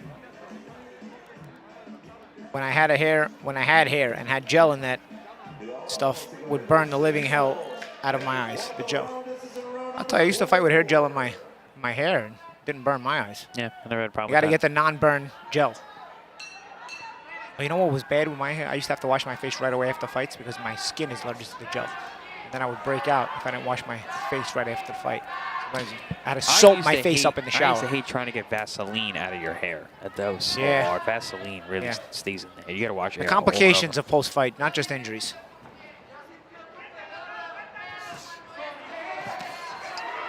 For 420, Weedy Gonzalez says, "Okay, Tank." Responded to Borderson. Tank in his hair, his dreadlocks, and his eye. These guys are funny. Oh, nice body shot. Then up top there for Amador. Yeah, see, this is what I'm saying with a guy like Amador. You got to be careful. You can let a guy into a fight like this, you're going to have a long night. Johnny Cruz Boxer says, Fonfara is my coach in Chicago. All right, well, is your coach in the corner? That's yeah, what is that actually wondering. Holy can't avoid gel, he's a Guido. Come on, 420 Gonzalez. I don't even got a gel in my hair anymore. Look at me. I show up with gel tonight, no gel on me. I don't do gel anymore. Gel's not good for your hair. Well, that's what Lexman00 says. People still use hair gel? Yeah. I'm a pomade guy. Yeah. I gotta admit, I like the hair gel because it gives you that wet look. You know, that wet hair look, pause, you know?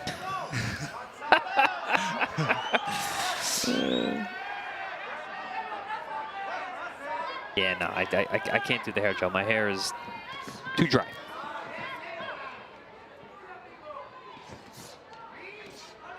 Yeah, I don't know, guys. Rodriguez is going to need to find something here. Yeah, he's doing a lot of holding, and Amador's delivering some back because he's not letting him just sit there for nothing. Well, Rodriguez is not getting any momentum. He's not putting things together. Good right hand there. Champ, SRB has a solution for your Vaseline problem in your hair. 1 ounce apple cider vinegar and 10 ounces of water, then run it through your hair to get the Vaseline out. Well, my cure for my problem was retiring. Yeah, I don't have that problem anymore. Thank you. Yes. Thank you, but I don't fight. In case we know anybody that has this problem. Yeah. I don't fight no more. There's no reason to have Vaseline in my hair anymore. I don't spar. I don't fight. Timeout here from the official. Is that at 1 point? Taking a point away. Oh, look at that. Now Rodriguez is really behind the 8 ball. I told you. This is gonna be a tough night. He's really got to get something going. He's going to really have to step on it here. Still a lot of fight to go. When the referee with the mullet has a problem with what you're doing, you know you got problems. Well, he's business. He's business in the front. Matt Borgerson says, nah, the worst pain is getting the gloves taken off right after the fight, especially when you bust up a knuckle on your hand. When you injure your hands, it is tough to get the gloves off. I'm not going to lie. Nice exchange from Amador up here. Oh, and he's good got shot. it. He fell Rodriguez wobbling. Right and hook from holding the again. southpaw. He's holding, but this time he's holding because he's hurt. The referee was leaning on him there. They didn't warn him for holding. He realized he's hurt. Rodriguez is in a tough fight here, guys. Undefeated record on the line here. On the line. He's going to have to pull this one out of the fire. Loses a point, gets rocked. What a round Possibly from falling Amador. behind the scorecard. All momentum gone. He's going to have to dig deep for this one. Yeah, that does look like Fanfara. It is Fanfara. I've been telling you. Holy Walnuts wants to know what I was doing in Buffalo. I was working BKB 53 the other day in Buffalo. That's what I was doing there. Stayed up at the casino. That's Fanfara, but he's got to motivate his charge right now because Amador is. Oh, headbutt there too. You see that headbutt in between the combination? Nah, Amador I love the headbutt mid combination. That's always a little sneaky shot. Good hook there. Oh, shots there. Hey, look at the push pull too. See, Amador has quicker feet too. He steps in, he steps out. You get a nice push pull. See that? Amador can fight, dude. Matt Borgerson, another super chat, and peeing blood for the next 5 days after a fight. I never peed blood after a fight. I had a little bit after Cotto.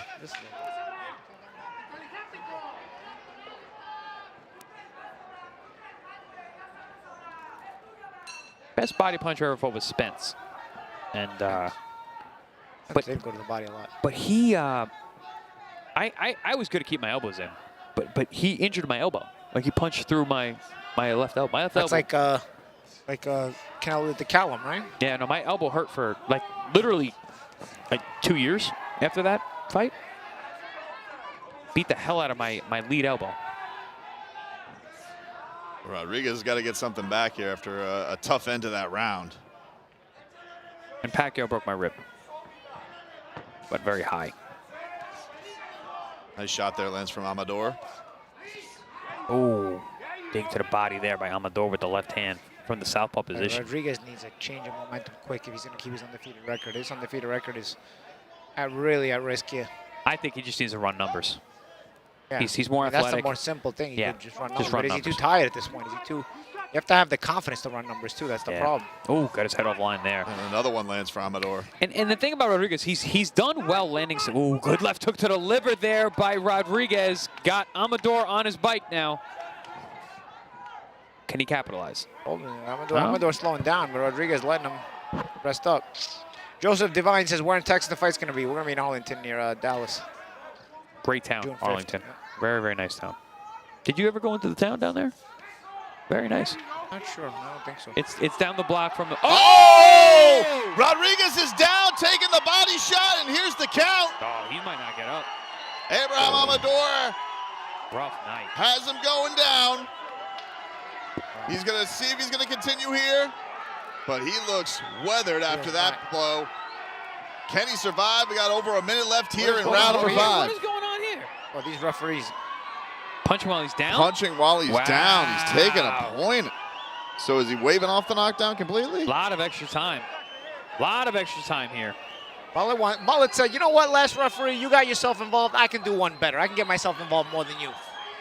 Rodriguez is going to have to turn the tide, but another body shot lands for Amador. Rodriguez doing what he should be doing, fighting. Finally woken up. Got a minute left. A little uppercut lands there for Amador. Problem with Rodriguez, these punches, he's just not precise. He's just letting the hands fly.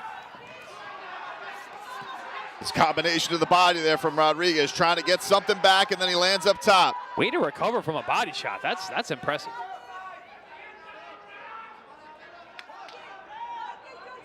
About 30 seconds left here in our 5th round. Loses a point last round, goes down in this round. Battling back here. Seemingly finally gets some momentum back, but it took a lot. What do we got? We got a modern day Arturo Gatti here. This kid's going for it. Might as well. All right. Might like it. Ooh, good body shot again from Amador. They're exchanging body shots now, boys. Oof.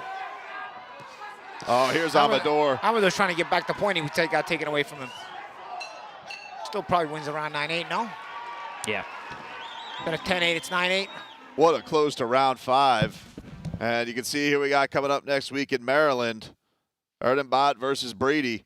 Good fight. Very, very good fight. Excellent main event. And good combing. Francois Scarborough Jr. is fan-friendly. 13-0, 9 KOs, fighting Maxwell Monte. Super tough guy. This is going to be an excellent fight all night. And the undercard's excellent as well. We mentioned David Whitmire, one of the best prospects on the ProBox TV stable, fights that night as well. Let's take a look at this body shot. Oh, that was a rough one as Amador was finding a home for it. What about the shot when he's down? Oh, that wasn't. That was a little bit late. Yeah. It was a little bit late. Yeah, that was a little late. But also, he felt like he wasn't even all the way down. Rodriguez made the mistake. You can't freeze without touching something to the mat because you're allowed to get hit. I actually think that point deduction was not right. A little harsh. Yeah, it was harsh. But you know, the referee needed an opportunity to get in. Because if you freeze and don't go down, you can get hit. Matt Borgerson says, corruption, hello? Get out of here. Round number 6. Taking a breath with a broken rib, Matt Borgerson. Worst feeling. And Matt even sneezing. You ever sneeze with a broken rib? Yes. Yes, actually. Try to get up out of bed with a broken rib. Yes. The times your muscles are hurt. Yes. Going to the bathroom with a broken rib. Everything. Broken rib is, that's a nightmare. And there's nothing you can do either. You just gotta deal with it.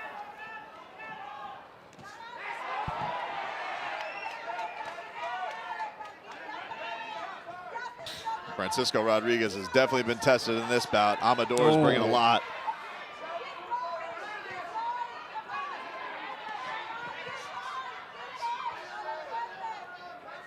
Amador can fight. He is very, very scrappy.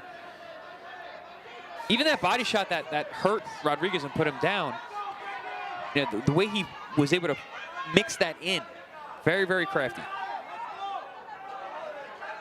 Well, in the comments, talk about Miller and Perro about to start. Keep us posted in the comments on that fight. So just saw a vicious knockout on the undercard of that. Yeah, Argentinian Chavez. Madueño, who's normally very tough, went 10 with Keyshawn Davis, got iced in 3 rounds by Chavez, the Argentinian. Was caught. Madueño's been on our network, no? On ProBox yes, as well, he beat Justin Peldo on our network. Uppercut on the gloves there from Amador. Then a body shot lands for Amador. Oh, a nice uppercut gets through from Amador. And you know, I actually like what Rodriguez is doing here. He's using his size, he's walking him down, he's running the numbers like we talked about earlier. The confidence is there because he has no choice. Got to do it at this point. Yeah. He's got to pull this out of the fire because he's down big.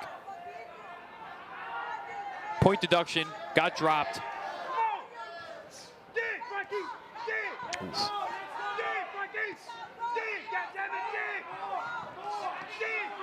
Good body shot there from Rodriguez, and Amador returns fire. And then he catches him up top.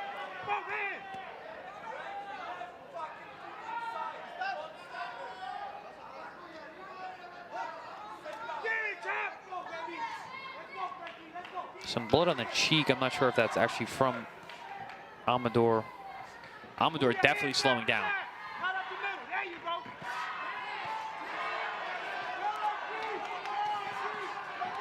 Can Rodriguez find any offense coming back, though, with him slowed down? I like what he's doing. He's walking down. He's putting a ton of physical pressure on Amador. Trying to get this thing out of the fire. Yeah, I mean, Amador looks like he's running out of steam. This is where Rodriguez needs to pour it on. And it looks like he has the conditioning to do it. We come to the end of round 6. Couple left for Francisco Rodriguez to pull this one out, as he's got his undefeated record on the line here. Comes in here with 10-0, 6 knockouts, a couple knockouts already here in 2026, but body shot there from Amador. He's had a lot of success with that. That was actually a good round for Rodriguez. I like the pressure, putting the run on the numbers. And Borgerson, another super chat. Chavez versus Zepeda. Imagine. Gimme, please. Chavez versus Zepeda. A lot of Zepedas, I know. I think he's 35. Against Chavez. Who just knocked out Madueño. Yeah. You know what? Give it to me. Yep. I like it. Matt Borgerson, the unofficial matchmaker here at ProBox. Hey, but Zebeda's fighting Lamont Roach, no? Yes, he is actually, yeah. That was when we had a round sign a few months ago, right? It's not a bad fight either. It's actually a fun fight. Well, round 7 underway here between Francisco Rodriguez and Abraham Amador. Rodriguez cannot give up any of these rounds. He needs to win every round. Big encouragement from Rodriguez's corner there. Both fighters have had points taken away. Rodriguez has been down. So the point deductions were nullified. But Rodriguez went down. So Amador has that cushion. Nice right hand there, lands for Rodriguez. First half of the fight, Amador was looking good, was winning some rounds. Second half of the fight has been all Rodriguez with pressure and combination punching. Ooh, big shot there by Amador, left hand upstairs. Rodriguez walks through it. The pressure keeps coming. Amador's landing some stuff going backwards, but it's not the same impact that it was early on. Rodriguez trying to take it to him. Got no choice. But you can see that face getting busted up by Rodriguez. Look at him. Yeah, marked up. Cut under the right eye of Rodriguez.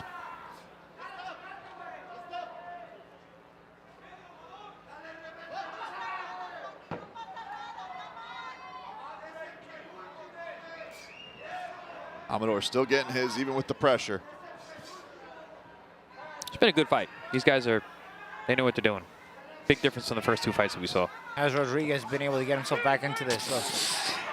It's hard to say. You know, he's in a bit of a hole. The point deductions definitely help. Oh, good body shot. Rodriguez combination, running the numbers like you said, champ. Yeah, he's doing a good job with these last 2 rounds. Win, lose, or draw, Rodriguez, I like what I'm seeing. He's got the mentality of a fighter. But losing the O bothers you more, though. It does. Not saying he's going to lose it tonight, but he did say win, lose, or draw. Yeah. Oh, good shots there. Shots there from Rodriguez. Rodriguez. You're running the numbers again. You're right. Yeah. Every time he does put the numbers together, though, champ, he gets something good going. But that's the thing with a guy like Amador. Ooh, blood from the nose of Amador. If he would have done this from the beginning, he could have made this an easier night. It's almost like if you work harder, it's easier. A lot of times in fights with guys like this, you work harder, it becomes easier. Nice combination landed for Rodriguez. Yeah, I think the nose of Amador is busted up here. Both these guys marking each other up. It has not been easy for either guy tonight. Rough fight. Very, very rough fight. Yeah, Amador his output has gone way, way, way down. And just dealing with that pressure has got to not only be exhausting. Who's going to go pull this out in the end? But as you see coming up here in June from the University of Texas in Arlington, College Park Center, you got Ed Vasquez taking on Daniel Lugo on ProBox TV. Looking forward to the Lone Star State and the action between these two. Back down here in Mexico, Abraham Amador and Francisco Rodriguez with a highly confrontational battle between them both marked up. Rodriguez has been down, he's gotten up, we've had points taken away. Amador seems he's got enough gas left in the tank to finish the job and put a blemish on Rodriguez's undefeated record here in the final round. It's been an entertaining scrap, though.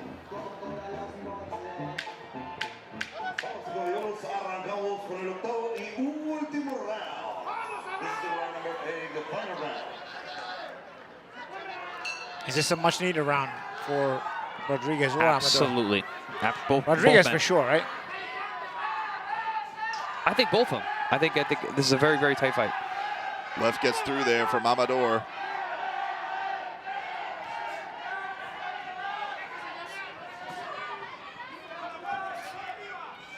Rodriguez trying to bring back that pressure.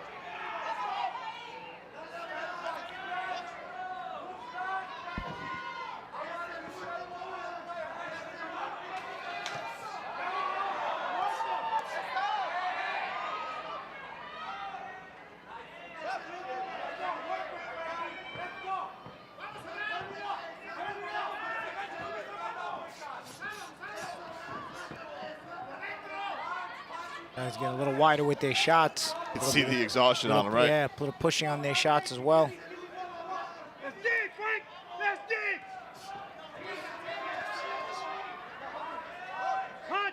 Yeah, this is corners yelling for Francisco Frank to dig. This really is a gut check type fight. He's got to go for it. Amador is actually having a good round here. Amador again lands. Both guys fatigued. You're seeing it. They've laid a lot out in this matchup.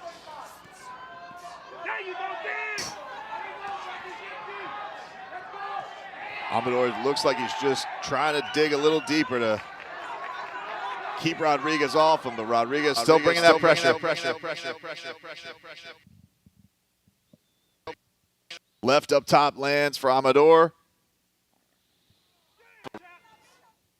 Still bringing that pressure. Little body shot there from Rodriguez as he walks him into the corner. About a minute left here in our final round. Yeah, not enough urgency from Rodriguez for me. He's just walking in. I'm looking at his face, his body language. I need to see more from someone who doesn't want to lose their O. Tries body shot right there. Nice body shot from Rodriguez. Amador trying to keep him off him, but can we get some last-minute pressure there? Up top lands for Rodriguez and a combination. That's what you wanted to see. This is what I want, exactly. And you see Amador went right to the hold. 420 Weedy Gonzalez champ is asking if you hit the DJ button. Hitting the turntables. We're here in our closing seconds between Francisco Rodriguez and Abraham Amador. Good scrap between them both. Can either one of them finish this off as they both have a wild exchange here to end things? And then a nice shot there by Rodriguez. Good matchup between these two. Fun fight. Fun fight. High-level stuff. A hard one to call, man. Really, really tough. I thought Rodriguez swept the last 3 rounds. I liked the way he poured it on after the knockdown. But was it enough? You know, their point deductions cancel each other out, but the knockdown is there. And I believe that there was a bunch of those early rounds that Amador was winning. And it was a tough point to take away from Amador, too, when we saw the way that he went down. Yeah. Just got into a catcher squat as he took that knockdown as he was going down, and then you had the follow from Amador.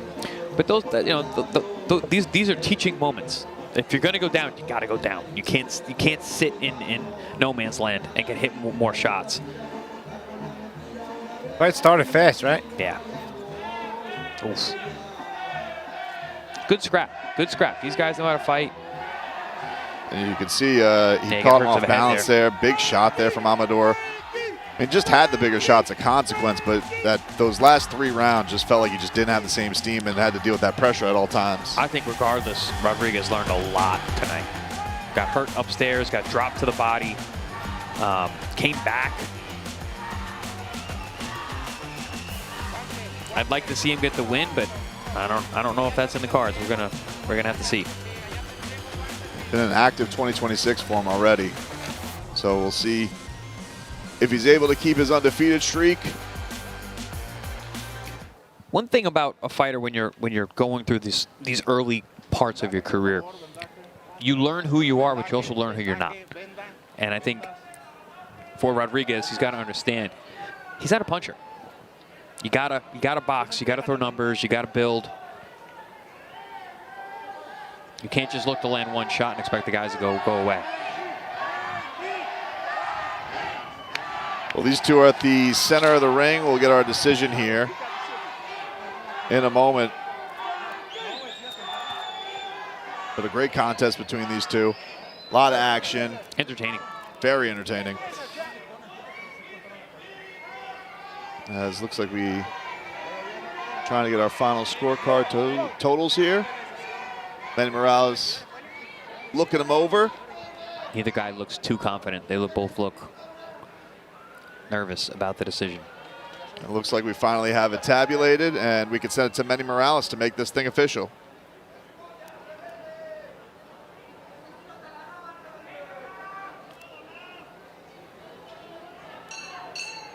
Damas y caballeros, un fuerte aplauso para estos hombres del ring, grandes peleadores. Luego de 8 increíbles rounds, nos vamos a la decisión de los jueces. Ladies and gentlemen, after 8 amazing rounds, here we go to the scorecards.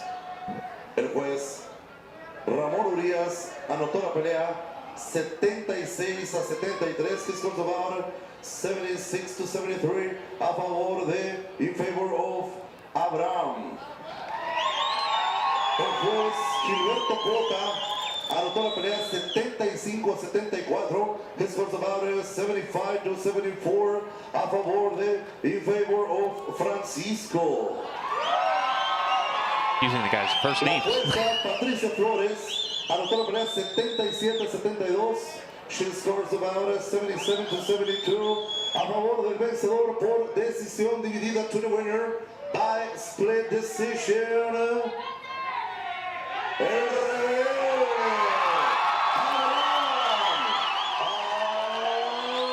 Amador gets it. Rodriguez has lost his undefeated record, guys. Well, a great matchup, a great learning experience for Francisco Rodriguez, but what a win for Abraham Amador. Getting himself back in the win column, improving to 13-2-1.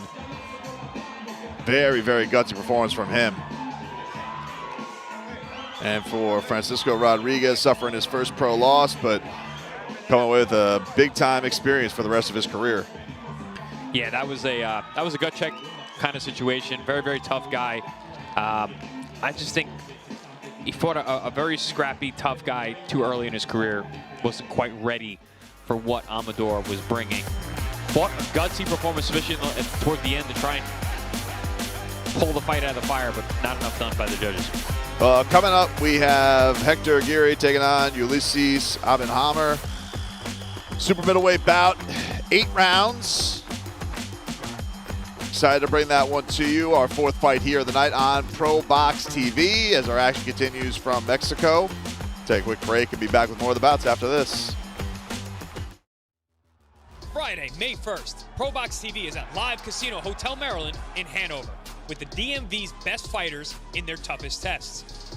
In the main event, as undefeated Sandy Erdenabat goes to war with Maryland's own, once beaten, Kobe Abridi.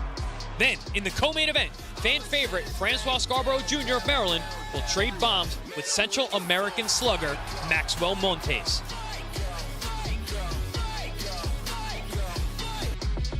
Excited to bring that one to you next week. Excited to continue this card here tonight in the super middleweight division. Invitamos al peleador, el peleador de la casa, de San Miguel Allende, Guanajuato, Ulises Abenhammer Tovar.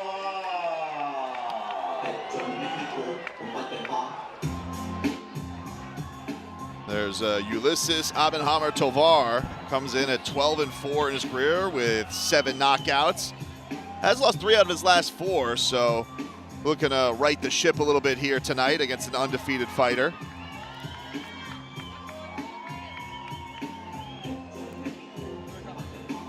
(26 years old). Get some greetings here from the crowd, making his way into the ring. Which is going to look a little bit smaller this one around with the super middleweights in there.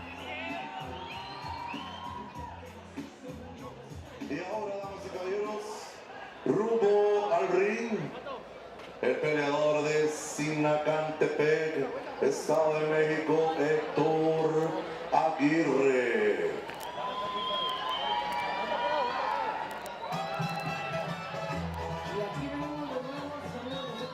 And there we have Hector Aguirre with his young son, Pablo Gabriel, just turned 1 year old.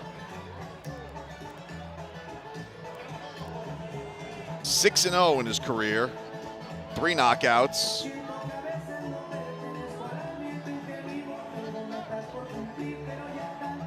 Looking to keep that going here. This is his first fight of 2026, but he is coming off of 2 KO victories in a row. We'll send it to Manny Morales to introduce our fighters.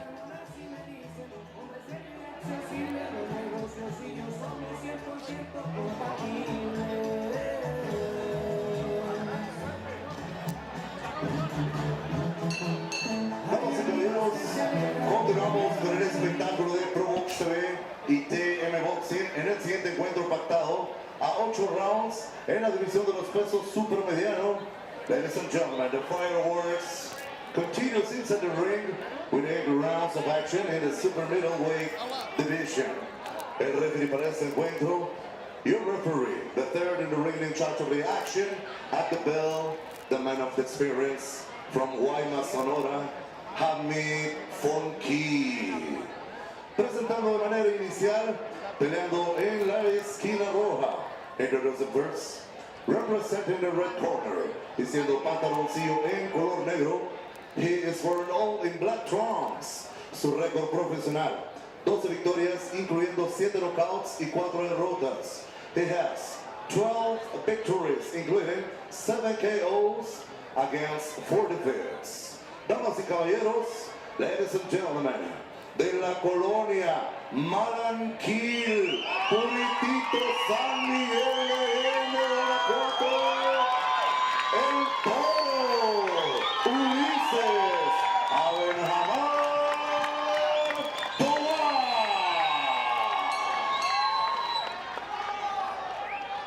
Su contrincante peleando en la esquina gris, the challenger. At my left, standing under a gray corner, vistiendo pantaloncillo en color azul, he's wearing blue trunks. Su récord profesional, invicto en 6 peleas, incluyendo 3 knockouts. He has a professional, impressionant, undefeated and undisputed career, 6 bouts, 6 victories, including 3 big wins coming by way of the knockout. Damas y caballeros, aquí está el verdadero y el único diamante de Chicantepec, el Estado de México, Héctor, el diamante Agiri. Seguimos con las instrucciones del referee Hamid Fonki.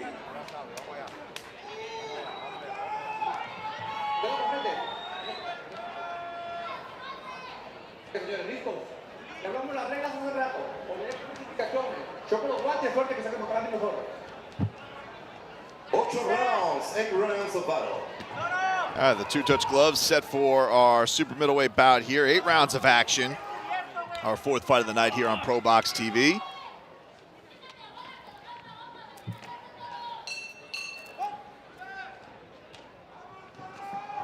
Both have those similar sparkly trunks. Agiri with the gold gloves and Tovar has the silver gloves.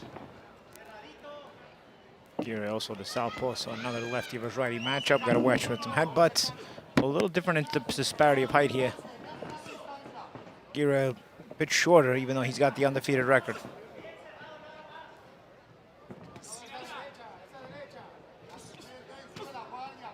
Body shot lands there for Agiri.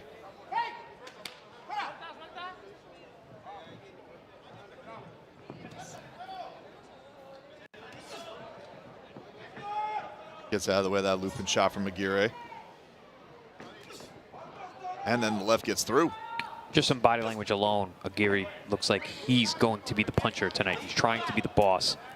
Nice body shot there from Agiri.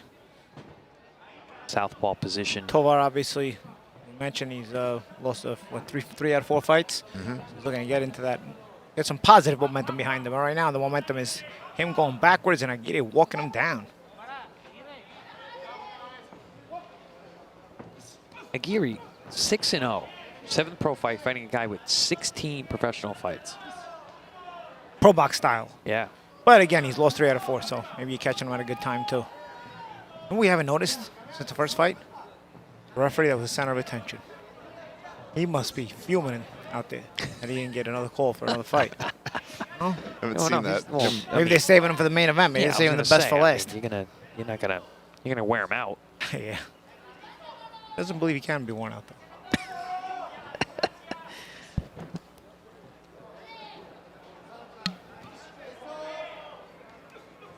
Oh, Agiri having success with that left hand early.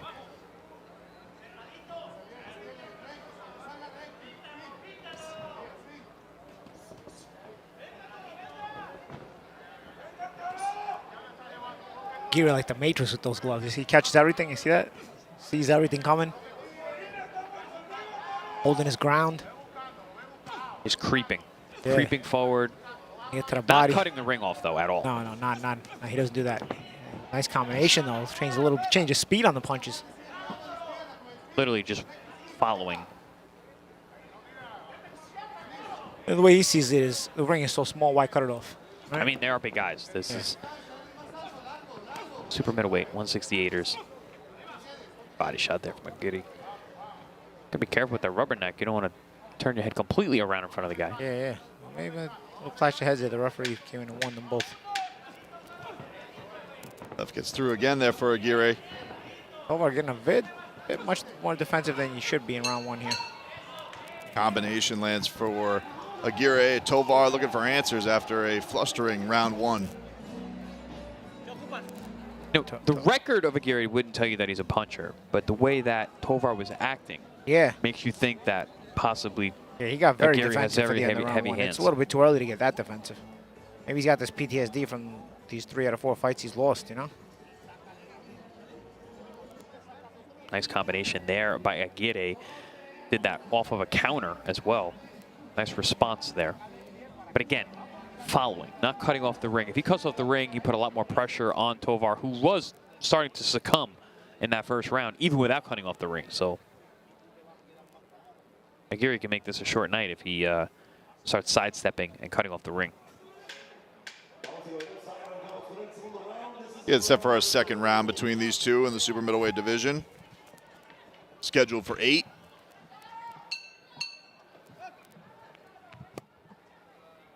Hector Agiri looking to build off a very successful round 1, and Tovar looking to get some kind of offense going after a tough first round.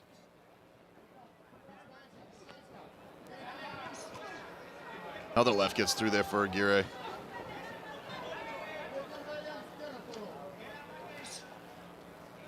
Right hand finally lands there for Tovar, getting some offense going, but Agiri's got some response for that. I keep hearing Agiri. I feel like someone's saying my name wrong. Algiri. Agiri? Is it Agiri? No. Agiri. I'll get my rolls better, boys. I apologize. Agiri. Oh, good shot Nice there there. by Tovar. Tovar woke up. Combination there. Ooh. Agiri's like, oh, you're here, you're fighting.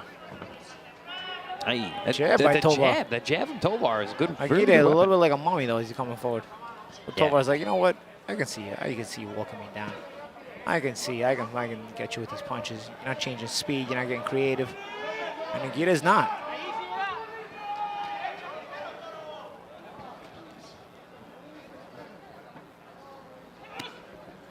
Body shot from Agiri.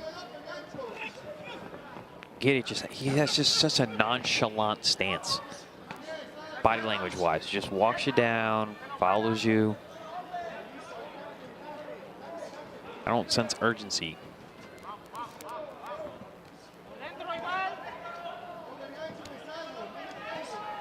Oh, good overhand right. Tovar starting to get something together. Then the body shot. Tovar getting confident here.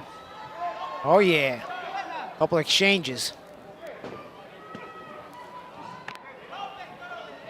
Does it say the GOAT on the back of Tovar's trunks? Certainly does. The GOAT of what? Sparkly trunks, apparently. Yeah, I mean, I like Tovar the the trunks, GOAT. but the GOAT. I mean, that can't be. Maybe nickname is the GOAT as in the animal. It's all about being the GOAT in your own like mind. a Billy Goat, because he's definitely not the greatest of all time of anything. No. Maybe it's like the Adam Sandler goat. Hey, goat. Body shot for Dude, Agiri, gets through. Really showing your age on that one. Hey, goat. I mean, maybe he's an old timer, old soul. He knows it too. You guys aren't old enough for that.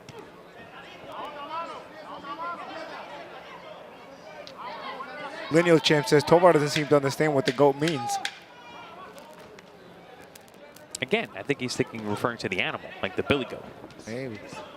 Agiri is the oldest guy on the card so far. He's actually the oldest guy on the card. Agiri. Yeah.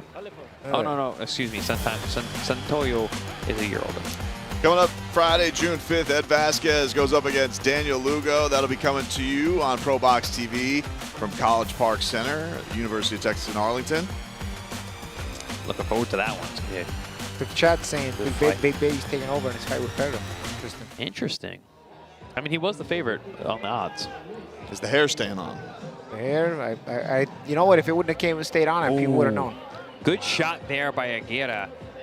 A little uppercut on the inside, but the jab was a very good weapon for Tovar in round 2. Really got confident, was able to land that left hand beautifully on the southpaw throughout. Holy round Walnuts 2. 89 wants to know if both my parents are of Sicilian ancestry. Both my parents are actually born in Sicily. Yes, full Sicilian ancestry. Getting set for round 3 here. Tovar had more success there in that second round.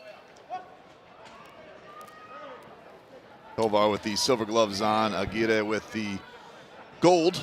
The biggest thing was Tovar just got confident, got behind his shots. A bit of self-belief, that's all. First round was the opposite. He came out in the second round as a whole new man.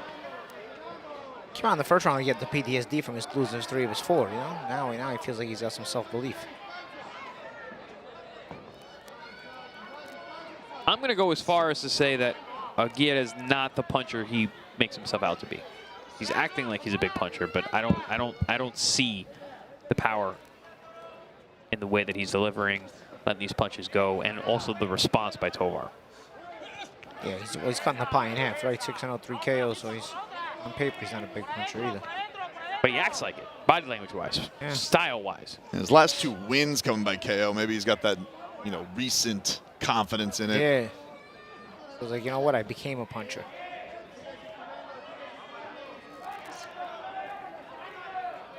Which generally doesn't happen. No. Punching is given to you by God or drugs. Oh, nice counter. Left. That was a nice counter from Agiri there with the left hand. Tovar took it well, though. Again, going back to what I was saying about Agiri not being the puncher that he maybe fancies himself. Oh, good right. Good left hook, excuse me, from Tovar.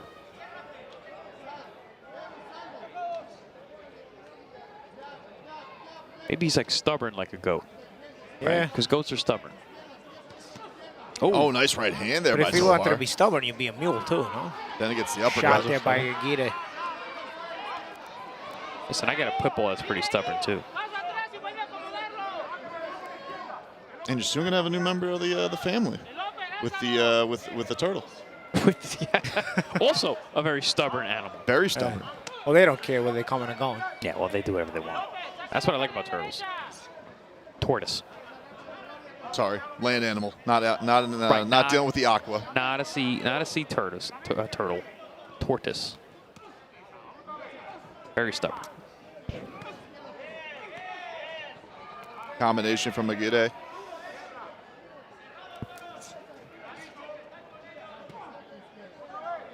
Works the body again. Tovar sticks that jab in his face, and then a right hand up top. Tovar lands it, big shot. Ooh. These two getting cooking in this final minute. Coach Cruz boxing remembers. He says those were on the Sandler tapes. The GOAT. See, the Sandler tapes. Some of those guys in the comments know.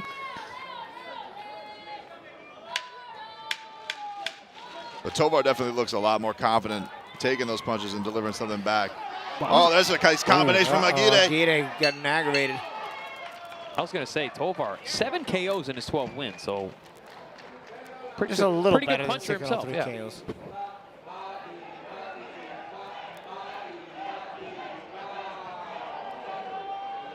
This color says Tortuga.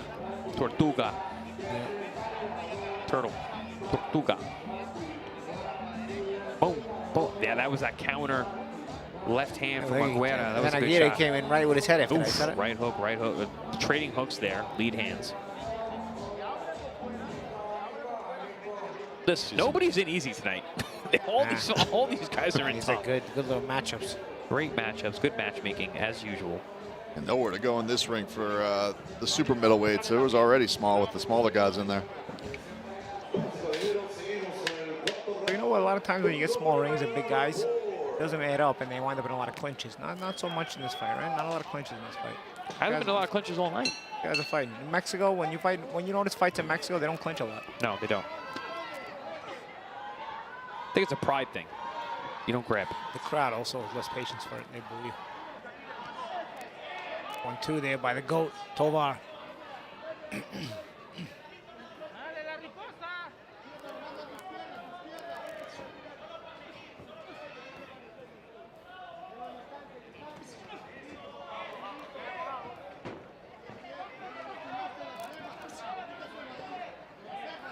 Body shot for Agiri.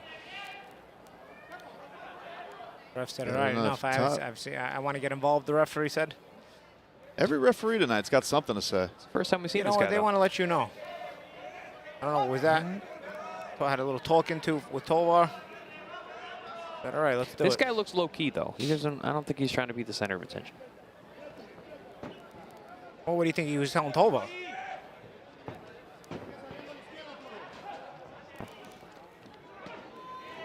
Ooh, good dig to the body there by the Guerra.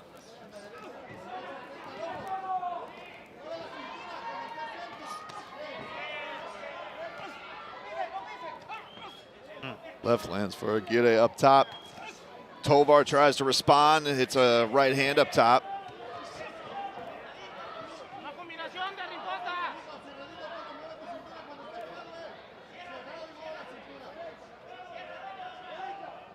Yeah, Agiri realizing that he's in a fight tonight. Tovar's not going anywhere. Right up top for Tovar. And the left sneaks through. Nice combination from Agiri.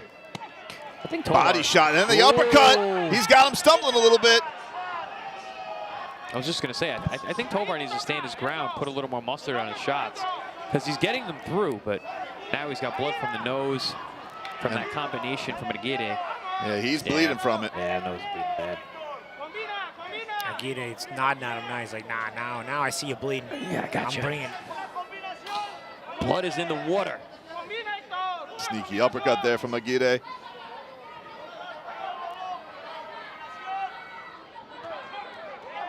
Then the uppercut gets through. Nice combinations landing this round for Hector Agiri. Yeah, that nose, man, that's leaking.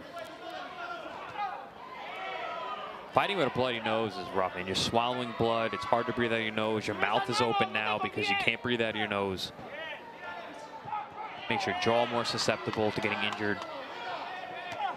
Body shots hurt more because you can't breathe in the same way. Ooh, nice little right hook there from Tovar. Tovar trying to respond here, needs something. Big round for Hector Agiri here. Basically off of one combination that busted the nose of Tovar. The body shot to finish the round. Nice close to the round. Diamante, big time showing there.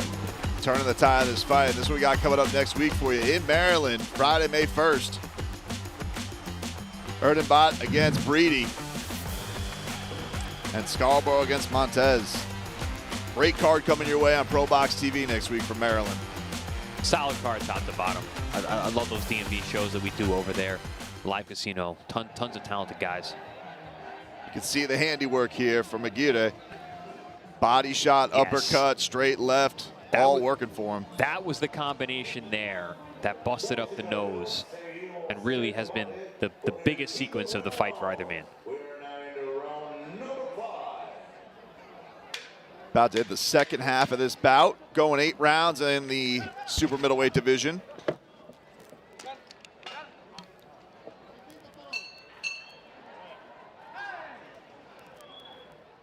It's a very gentle bell there as well. Oh, yeah. It's almost like they got a triangle there. Gentle. You politely start the round. Doctor looking at Agiri here. Seems all right. Tovar, of course, dealing with that busted up nose from last round as well. Is Agiri cut? I mean, what was the doctor checking? Ooh. I don't see any blood on him yet, right now. Yeah, so again, what was the doctor Too much. checking? The doctor said, you know what, the refs are going to get involved, I'm going to get involved. Everybody needs that camera time tonight.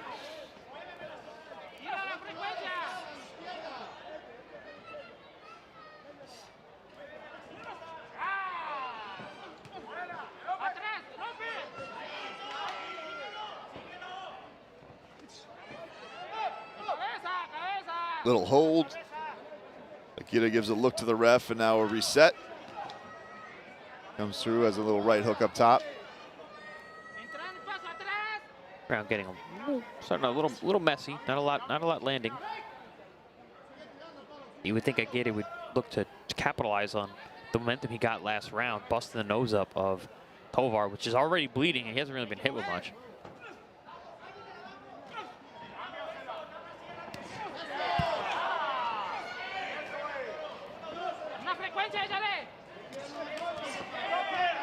Nice combination there from Tovar, lands a couple looping shots.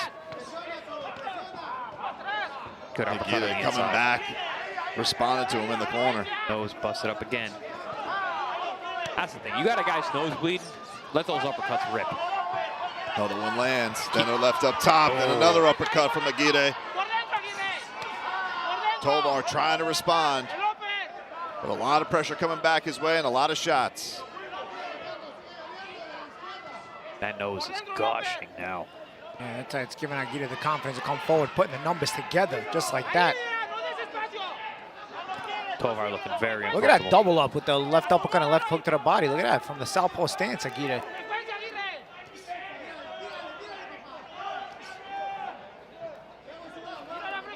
Final minute here in this round 5. The nice combination from Hector Agiri.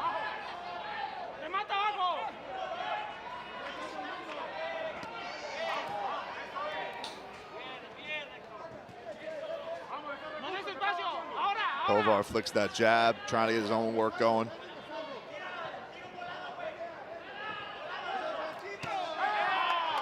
Another strong shot there from Agiri.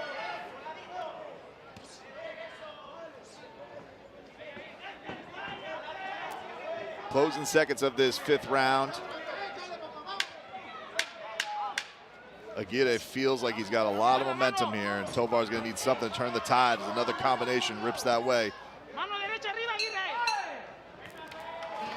5 in the books here. Turning point of this fight was when Tovar got his nose busted 2 rounds ago. Seemed like the fight was up for grabs until that moment. Now, Agiri's run away with it. We mentioned he's been struggling coming in, and now you're in this this tough part of the fight. That's imagine got to be a tough mental game for him as well, to try and have the confidence to pull one out. Yeah, Tovar, first round, didn't look like he was very much in the fight. Second round really opened up and woke up and had a couple good rounds in there, but then got hit with a combination, nose started bleeding, and now it's been all Agiri.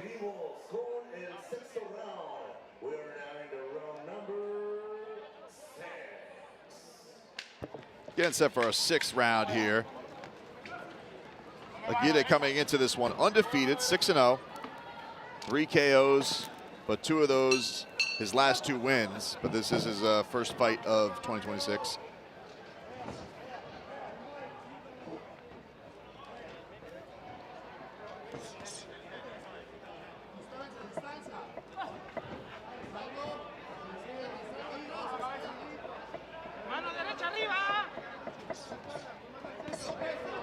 Nice little right hand there from Tovar.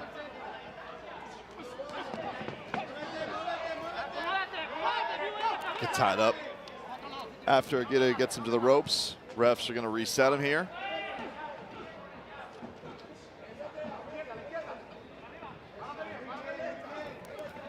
Agiri's having a lot of success with that left hand and a lot of success with his uppercuts.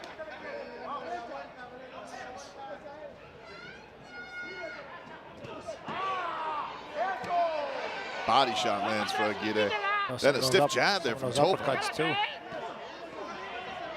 Oh, inside with the body shot. He's pushing Tovar back. There's a rare clinch in there.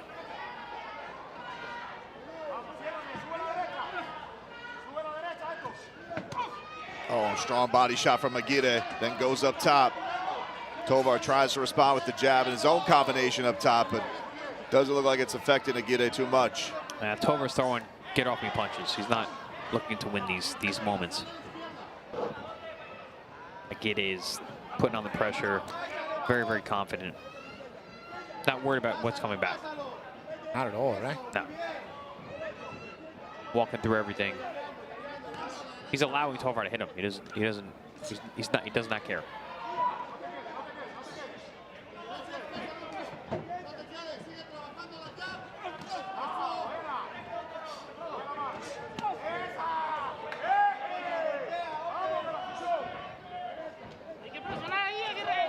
Another combination there for Agiri. Good left hand to the body from Agiri on the inside there. Off a combination.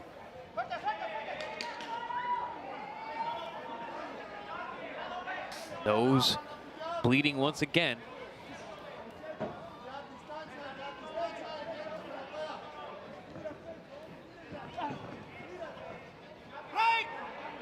Rare tie between these two. Both look fatigued here.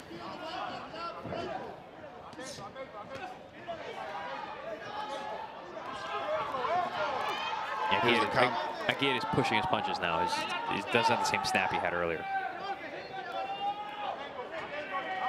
Closing seconds of our 6th round here. The momentum is riding with Hector Agiri, and another one gets through there. The body shot right sneakily after the bell. Coming up June 5th on ProBox TV, you got Ed Vasquez stepping in the ring against Daniel Lugo from College Park Center at the University of Texas in Arlington. Vasquez 19-3 with 6 KOs. Lugo 28-3-1. Should be a great matchup coming up in June on ProBox TV. See some of the handiwork here in round 6. Ooh, beautiful right hook from the southpaw Agiri there. Catches Tovar. You see another right hook down to the body. Letting those hands go. When he throws in combination, he's in control. Not doing it enough in my book, but still controlling these rounds, winning these rounds pretty easily.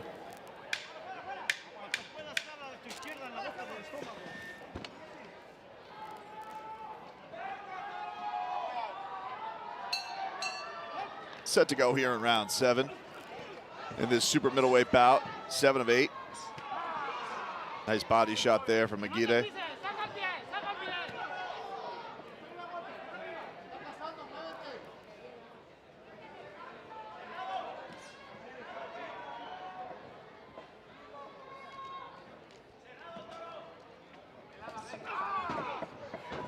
Combination, even with maybe the fight just not having as much steam, just a lot more action from Agiri. Tovar just doesn't feel like he's got a lot to really turn the tide right now. Yeah, he's going to have to find something if he's going to be able to win this fight. He's probably several rounds behind and needs some knockdowns or a knockout at least.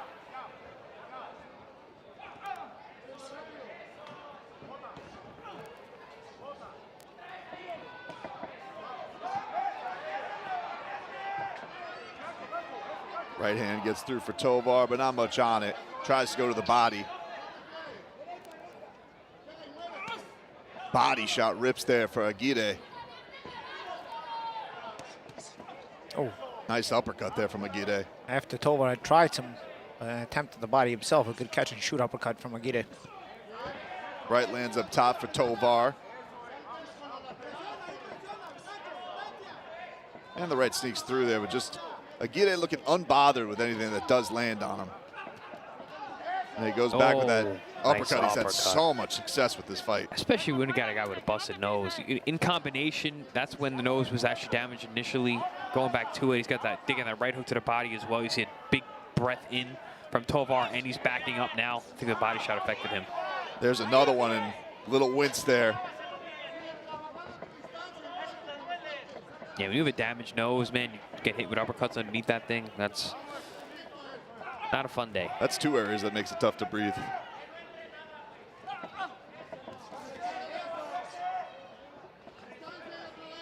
Tovar trying to keep Agiri off him, but it's been a tough challenge for him this bout.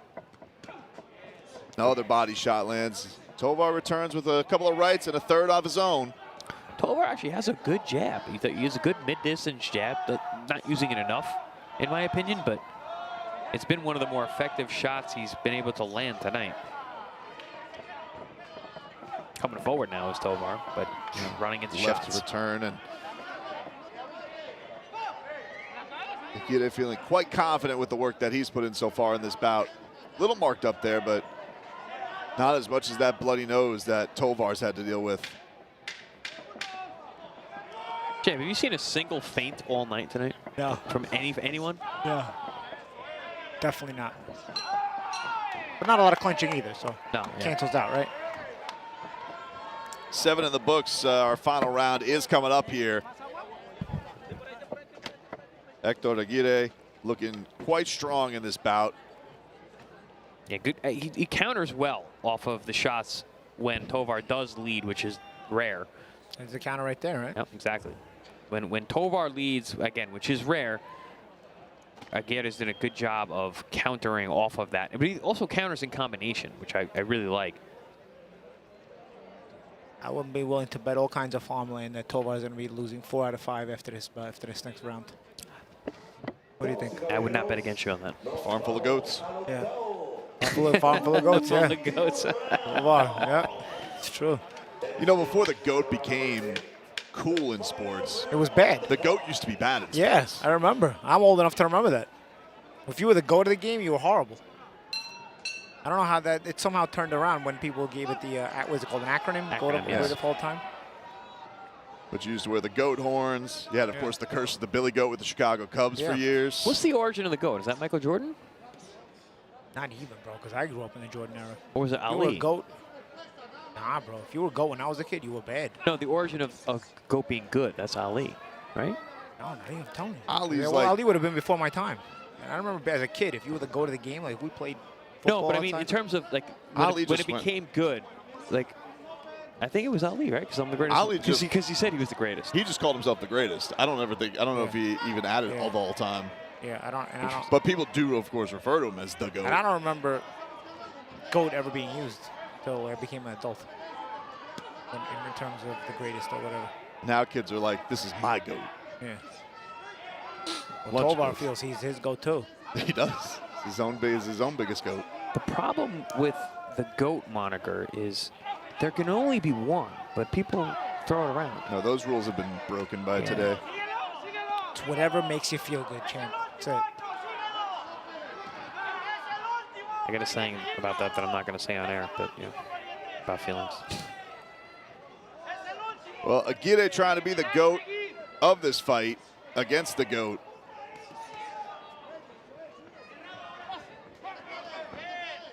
Trying to finish this one in style in a fight that he is pretty handily. You know what's exciting about this fight? It never changed speeds. It started just like this with Agiri just subtly coming forward and Tovar going backwards. And the exchanges were about this speed. And you know what? It's kept its consistency.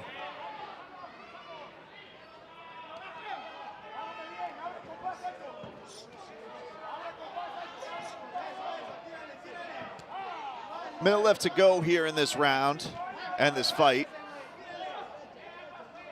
Agiri seeing if he can put an exclamation point on a performance that will likely have his hand raised on the scorecards. Thudding shot there from Agiri.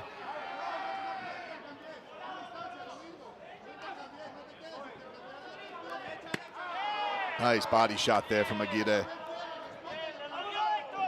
Another exciting night of fights on ProBox. We hope you're enjoying it with us. Keep us informed on the Miller and Pero fight. We know you've given us some updates on in the comments.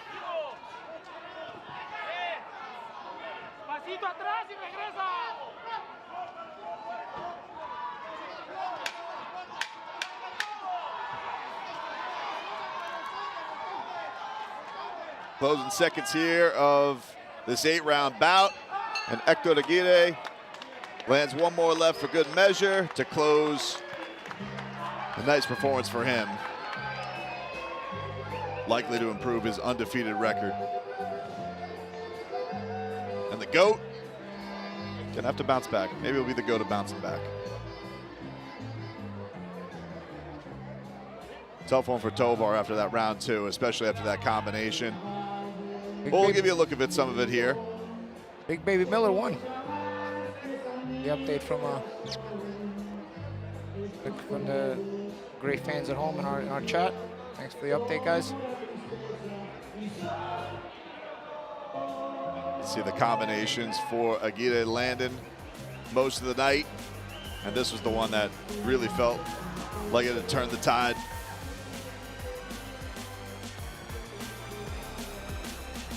People in the comments saying LL Cool J coined the term GOAT. Ah, the GOAT, greatest of all time. Yeah, he just get a song about that, and maybe even an album.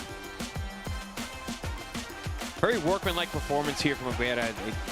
Walking his man down, stalking, tons of pressure, controlled the center of the ring, let his hands fly at times, walking through anything that Tovar was throwing back. Once the nose got busted, I think it was the 4th or 5th round, Agiri really just, again, workmanlike, beat down Tovar as the fight wore on.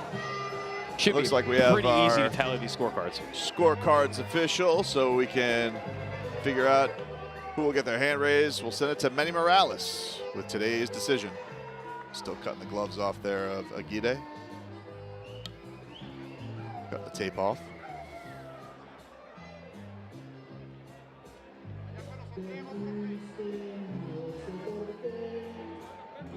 And he's set to go. Likely get his hand raised. But let's see what Manny Morales has to say about that.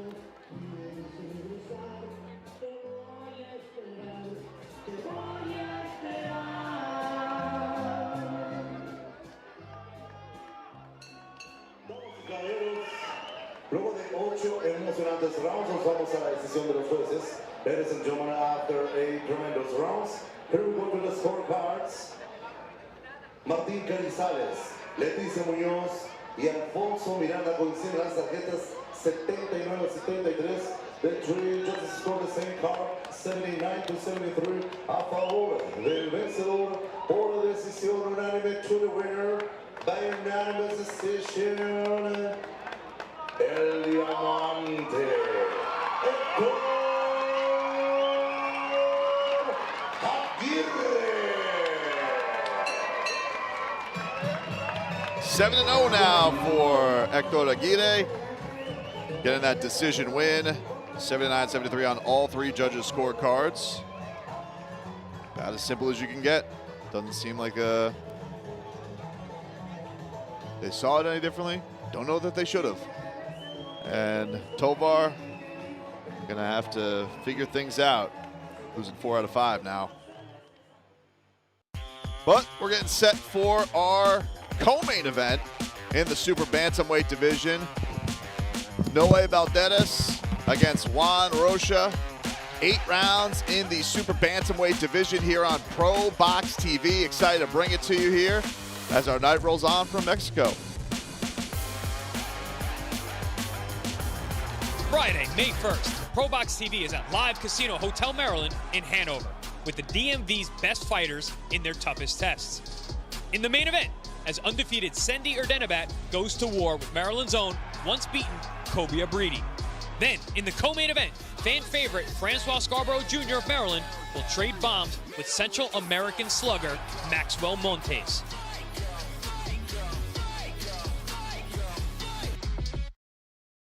Well, excited to bring that one to you next week from Maryland. Should be exciting. As you can see, Héctor Agiri taking some photos with his team after improving his record.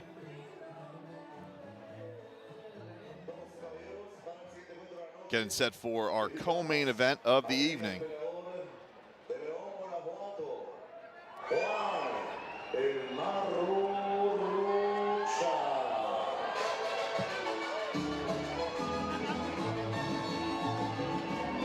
And here comes Juan Rosha making his way to the ring.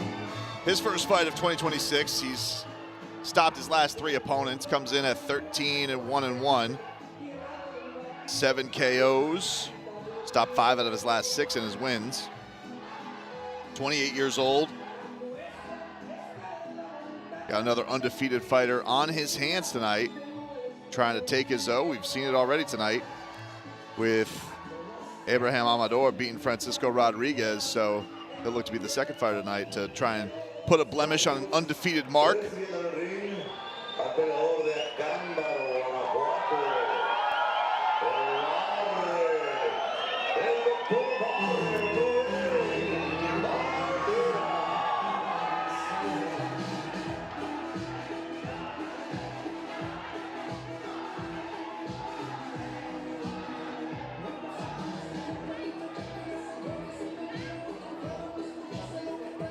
Noe Balderas gets a big smooch before he makes his way to the ring.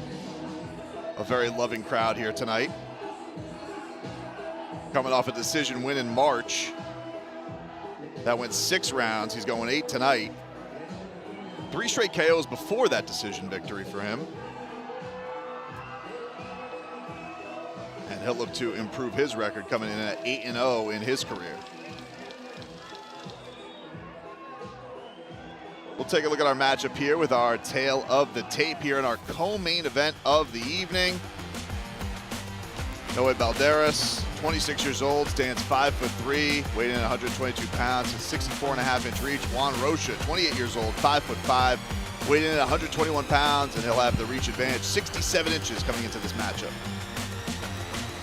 2.5-inch reach advantage is nothing to scoff at, especially at this weight. We're all set. Our combatants are in the ring. Let's send it to Manny Morales to introduce our fighters.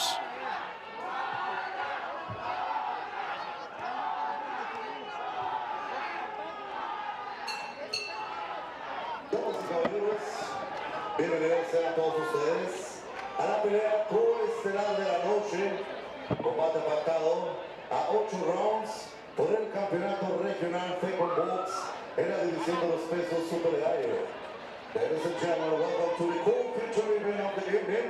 Here we go with 8 rounds of action for the box Super Bantamweight Championship. Dando fe de legalidad, supervisando este combate, el señor Supervisor de Battle, José Mansur. La referee para este encuentro, Joe Referee inside the ring, from Pátzcuaro, Michoacán, Montse Carvajal. Los 3 jueces para este encuentro, the 3 judges for this bout. Desde San Luis Río Colorado, Sergio Betancourt. Desde Monterrey, Nuevo León, Moisés Belden y Denise Calixto. Presentando de manera inicial, peleando en la esquina roja. Introducing first, representing the red corner, diciendo pantaloncillo en color negro. He's wearing all in black trunks. Con un récord profesional de 13 victorias, incluyendo 7 knockouts, 1 derrota y 1 empate. Professional career, 13 bouts, 13 victories, 7 KOs, only 1 defeat with 1 draw. Damas y caballeros, ladies and gentlemen, directamente desde León, Guanajuato, aquí está el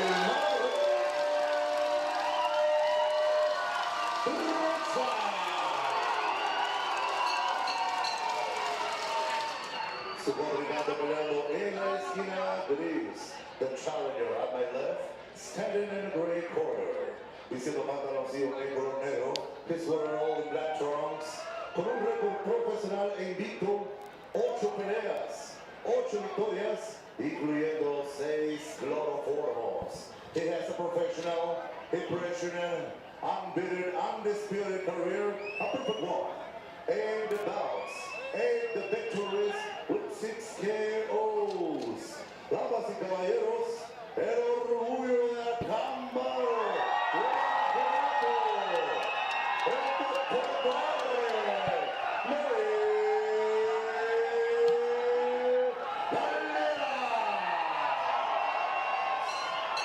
seguimos con las instrucciones de la referee Montse Carvajal.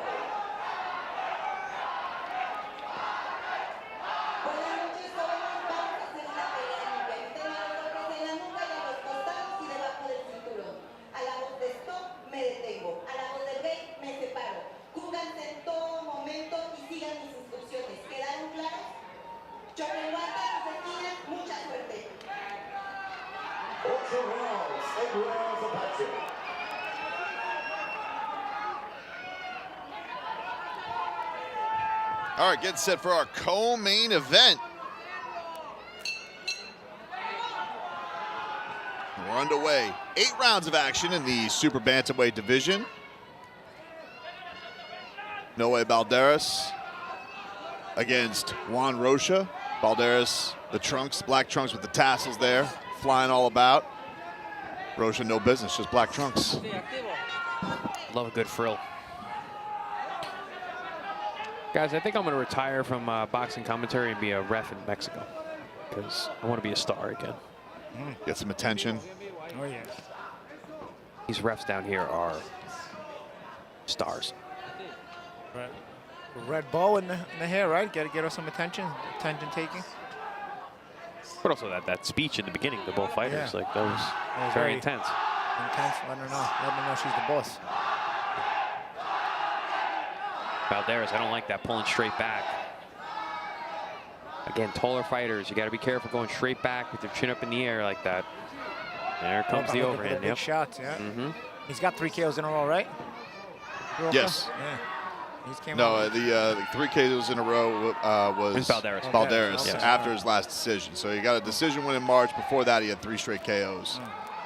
Might be feeling himself too. I'm sorry, Rosha did have. He's 5 out of 6, but it does have 3 straight KOs. Both of them had 3 streaks going. So punching confidence on both guys then. Yeah, both guys seem like they can punch. I mean, Rosha's got 7 KOs in his 13 wins, 6 KOs in Balderas' 8 wins. Yeah, but Rosha has 14 fights, so if he's got 7 KOs, it's only 50%.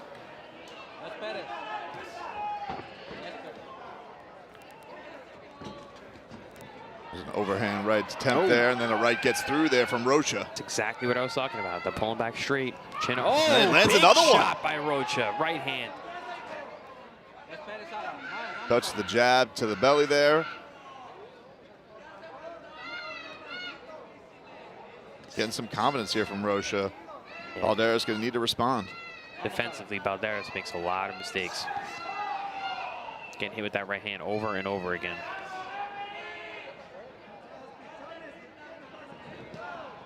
Another right up top there from Rosha. That stab jab down low and then that over the top right hand. Another body shot there with the left from Rosha. Rosha growing in confidence here to close out round 1. Mentioned that reach advantage, 2.5 inches. That's a substantial reach advantage.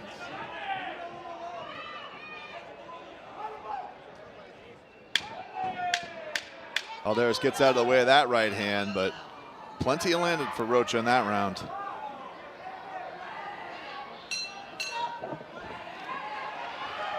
First one in the books, going 8 in this super bantamweight fight. Champ, what's your reach? You have pretty long arms, right?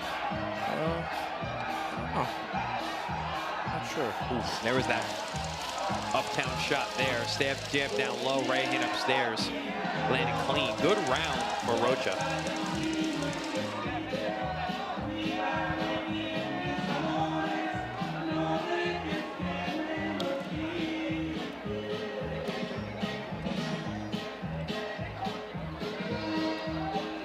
Balderas coming into this thing undefeated. 8-0 in his career with 6 KOs, but a very, very confident Rosha after that first round.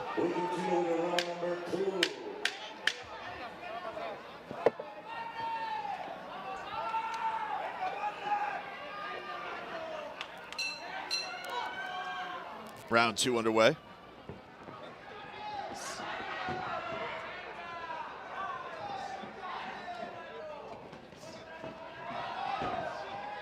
Rosha stalking again. Trying to get right in Balderas' kitchen, and a right lands up top. He's got Balderas backing up. Confident with the movement of his hands. Combination punching there. Tries that right-handed again, then goes left to the body. Oh, he's looking to get Balderas backing out. Balderas trying to jab on the back foot, but it's not keeping Rosha off him.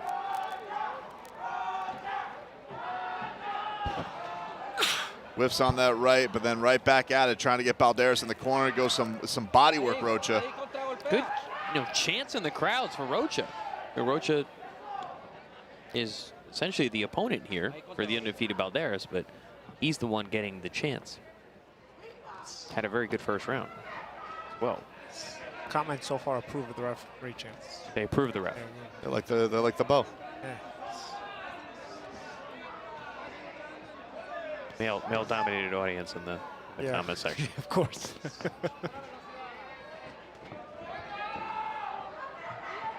Not that there's anything wrong with that. No, nothing at all. Uppercut gets through there for Rosha. Having a lot of success with the body early on, too. There's another uppercut for Rosha. Hey, Rosha's numbers are... He does not have rookie numbers at all. No. He's putting the combinations together. You can see the confidence growing from him. Balderas isn't really giving him a reason not to be confident. Oh, right hand there from Rosha on the counter of the jab. If nothing's there, he's just using that reach, touching to the body. Uppercut there from Balderas, but then a response with the body from Rosha. Yeah, Balderas is getting outthrown here. Responds to some catch and shoot uppercuts there in that exchange, but he just getting really outworked. Balderas also, he has no, I shouldn't say no defense, it's a very leaky defense. And it's an inconsistent offense as well. Well, he's trying to keep his hands at home because he has no other defense to just put his hands up. But Rosha is still finding holes.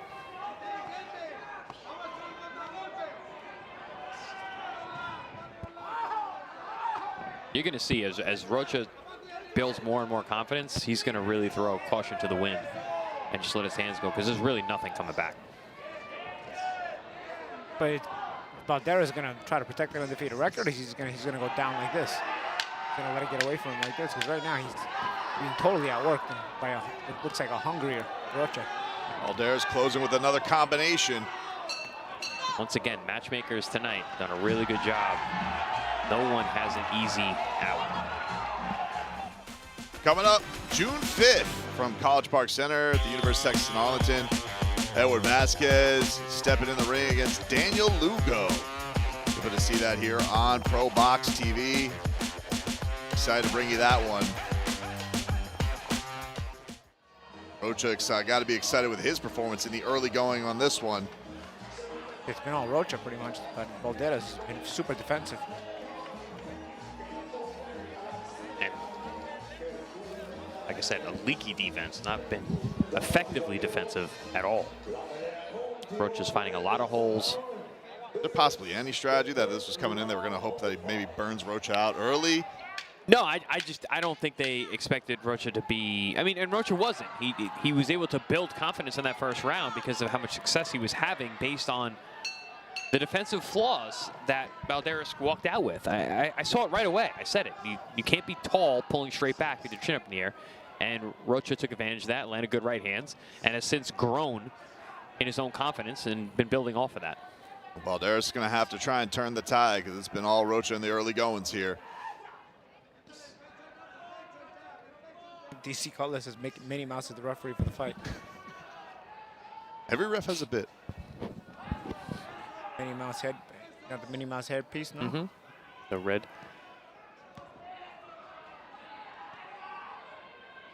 Been staying out of the action though. Oh, there she goes, right on cue. We can't miss it with that bow tie, no? I mean that hair bow. And Rosha still outworking Balderas, who's just working that content jab to just be outworked and not really do anything else.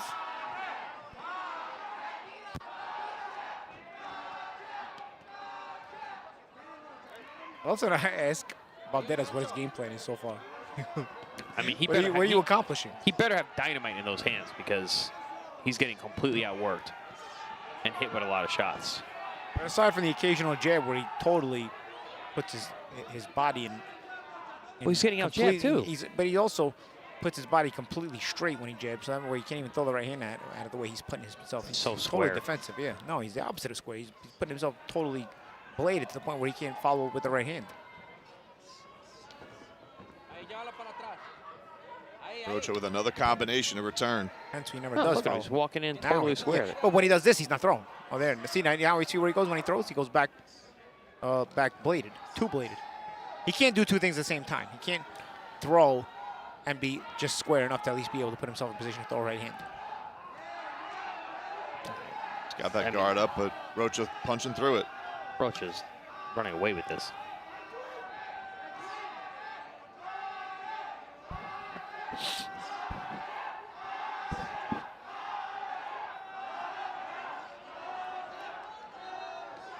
Again, he's going to have to hope he's got dynamite in those gloves. Because he hasn't landed a power punch yet. So he does have 6 KOs in his 8 wins. Maybe he has a lot of power in those hands, but he has yet to land anything of consequence. Being outworked, being out-jabbed, being outboxed.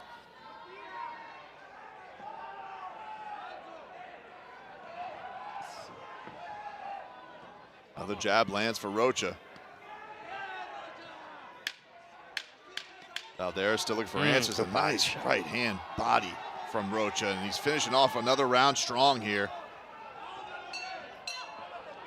And a whole lot of movement up top from Balderas, who gestures to the crowd that he's got nothing. We're waiting to see what you got. Got nothing. He's up 2-0 in my book.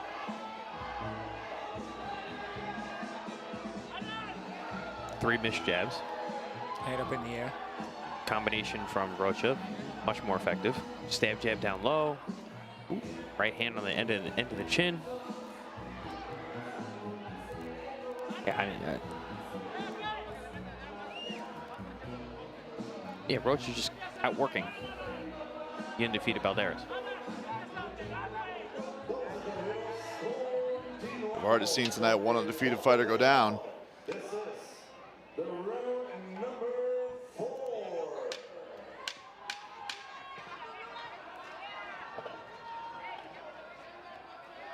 Round 4 coming up. Balderas in need of some answers in offense against Juan Rosha. And there's a hook there that gets there for Balderas, finally getting going a little bit.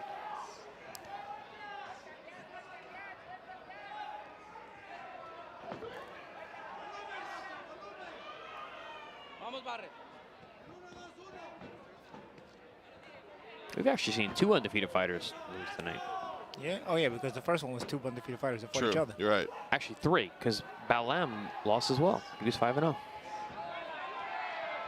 We had three O's left tonight. Nice work again from Rosha, going to the body. So the only undefeated guy that won, oh, well, Enriquez had to win because he was undefeated as undefeated, and then Agiri won, right? So. Agiri won, yeah. Yes. And I mentioned those undefeated guys are all fighting tonight, right? And at the beginning of the show, and only the oldest one was 30 years old.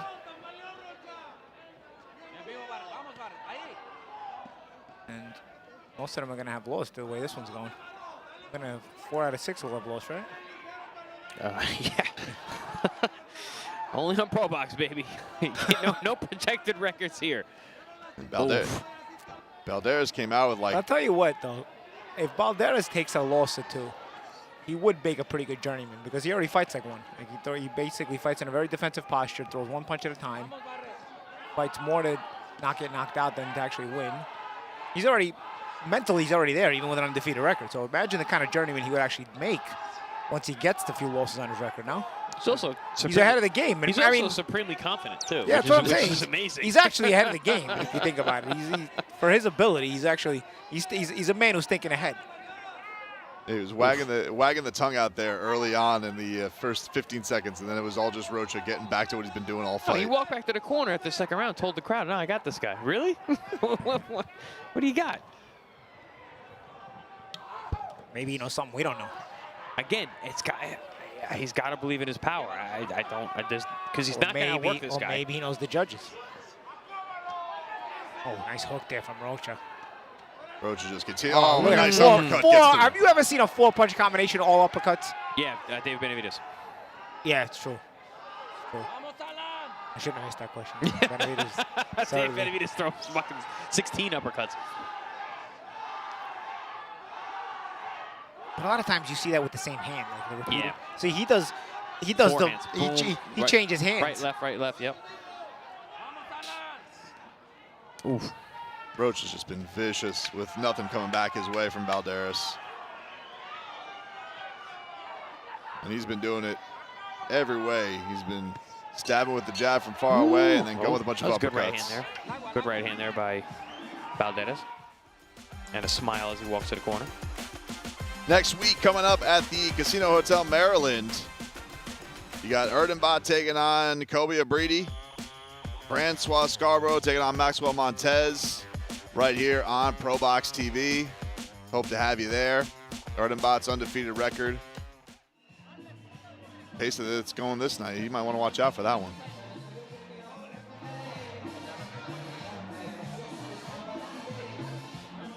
Yeah, there's more of Rosha just outworking Balderas. Just letting the hands go, running the numbers. Lineal champ says, does Balderas know he's supposed to punch back? We're trying to convince him too. I'm sure his corner is telling him to. His attitude seems like he doesn't think he needs to.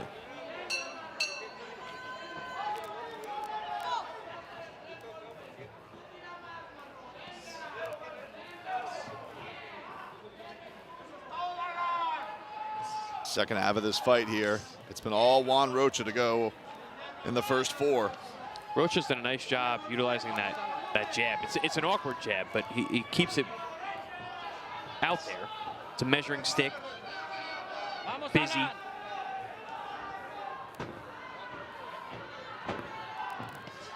And I like the jab down low to the right hand upstairs. That's been a really good weapon. Good left hook there by Balderas, but comes right back to Rosha. He likes those uppercuts though. But you just they're part of every combination, the uppercut. You see Rosha is just confident, so confident, just growing constantly. Mouth open from Balderas. Looks like there's some blood in the mouth as well. Good right hand from Balderas there.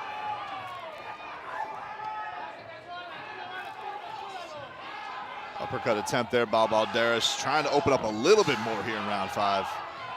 Little body shot attempt there by Balderas, but Rosha punches right through it. Rosha's just very switched on. Yeah, you can see like even when he's backing up, he's at a low level, he's changing levels. Balderas, even when he's walking forward, he just kind of keeps the same height, casually strolls forward, his gloves up. You can see. Again, bro, he's on. Uppercuts. He's mentally already in journeyman mode, I'm telling you. Even though he's undefeated. Sticking the tongue out, and there's a lot of blood coming from the mouth. Yeah, if you notice also, the mouth is open. You gotta wonder if the jaw could possibly be injured because those uppercuts can do that. Blood from the mouth and the jaw and the mouth open, not a good sign. Rosha having so much success. Balderas have anything in him to turn this one around. Good strong body shot. Did that Canelo right uppercut, left hook to the liver combination.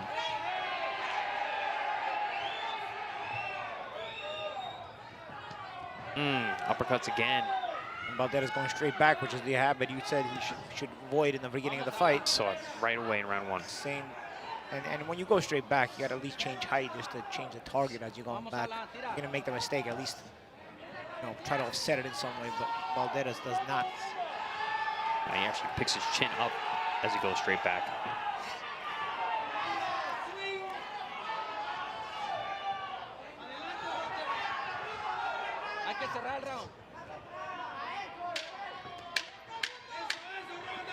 Ooh, another combination strong here from Rosha to close the round. Goes to the body. Balderas tries to respond with an uppercut. Oof, another one lands up top from Rosha right at the belt. So far been all Juan Rosha. No way Balderas trying to get something going, but no answers so far for Juan Rosha.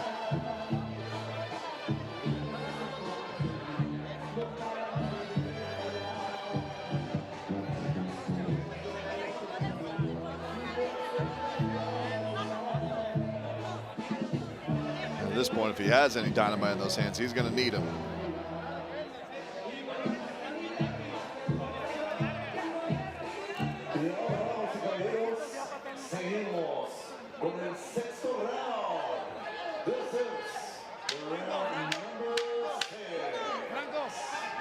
Round 6 of 8 coming up here.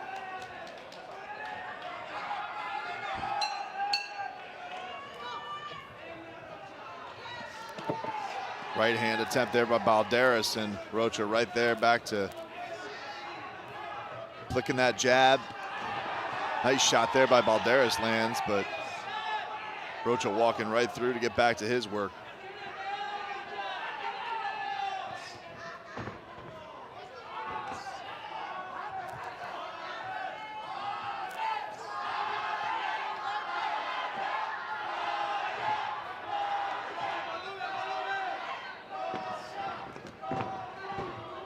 Yeah, Balderas is he's in a rough spot here. He needs to really turn it on. You gotta hope that again he's got dynamite in those fists because he's getting outworked. I thought he's lost every round. Man, those uppercuts are just doing a lot of damage to him. My goodness. And Rosha, seeing the success he's having with them and starts to put those numbers together. Again, he's putting them in every combination now. He's being physical too, pushing him off. Because you see there's no resistance coming back, so he can start getting more physical himself. Every once in a while, Balderas will throw some power shots, but he has yet to land one. Which is a problem. Yeah, he throws them with intent and they're hard, but has not landed a single power shot of note.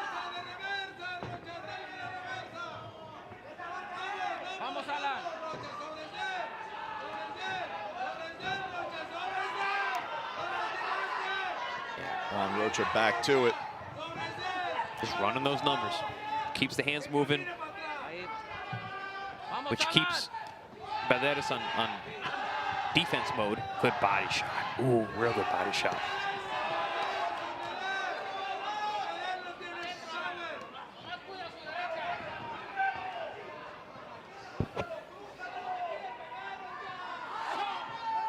Yeah, I mean, unless something dramatic happens here, guys, I think we're seeing another undefeated record going away forever. Gotta love ProBox TV.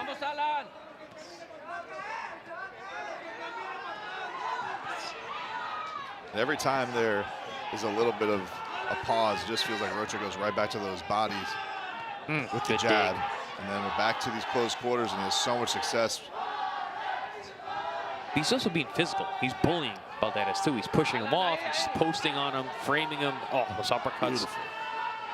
From every range, he's landing those uppercuts. Because there's just nothing coming back. He's not worried about anything. Good jab.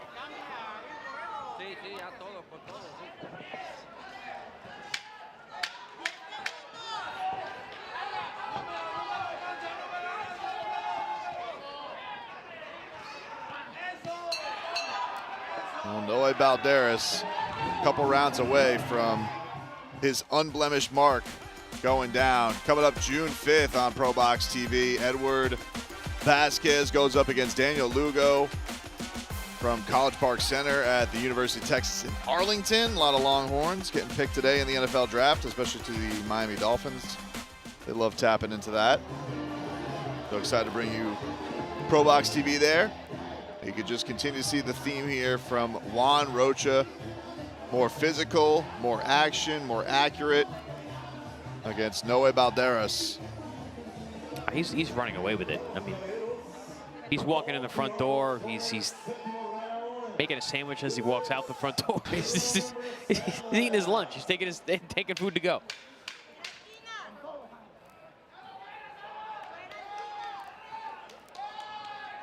The ref's had enough waiting. Round 7 underway. 7 of 8 here in our co-main event. Coming up in our main event, Isaias Lucero takes on Oziel Santoyo in a super welterweight matchup, 10 rounds. Ooh. Nice uppercut there from Balderas, but the response right away from Rosha. That was one of the better power shots that Balderas has landed tonight. It was a nice, sneaky uppercut, but Rosha punched right through it.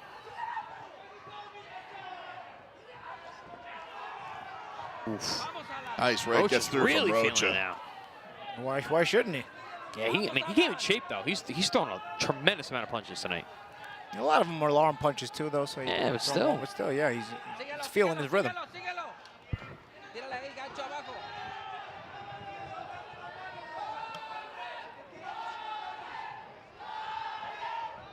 Balderas lands the jab.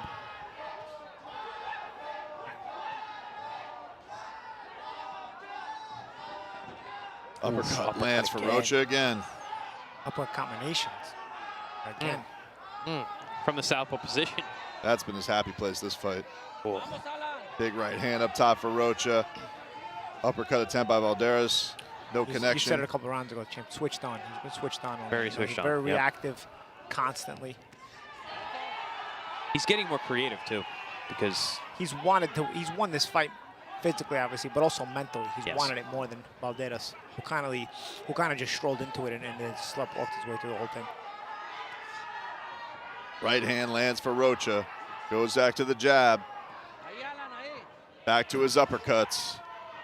Balderas tries to return fire, but just not at the volume and not connection that Juan Rocha's had.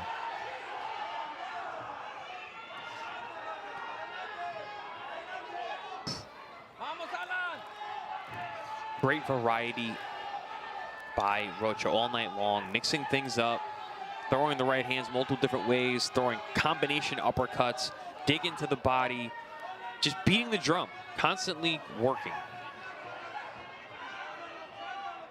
Balderas with no answer.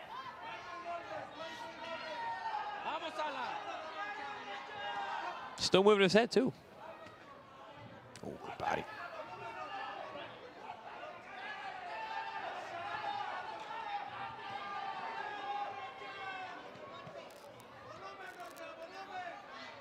Closing seconds here in our 7th round.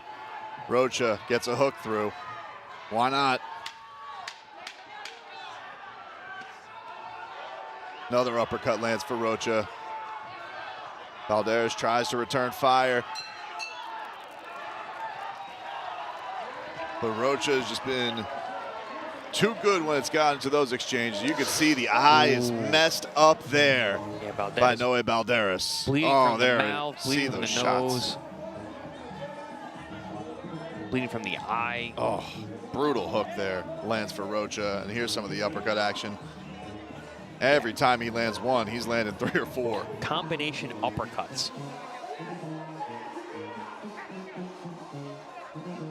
Train's like, yeah, keep it going. You know what to do. Keep it going. What do I got to tell you? I mean, everything's working. Just let the hands go. All right, I'll fan you a little bit. You know what to do. And you can see that eye's pretty messed up from Noe Balderas.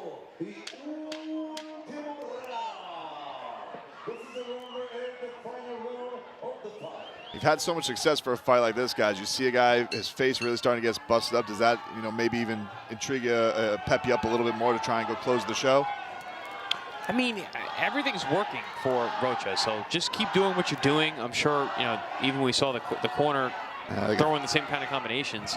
Yeah, they're checking out the cut. It doesn't seem like it's that bad of a cut, I don't think. It's the last round. Also, do they stop cuts in Mexico? I don't think so, right? It doesn't seem like it's in the rule book. Yeah. I don't think I've ever seen a fight get stopped on a cut in Mexico.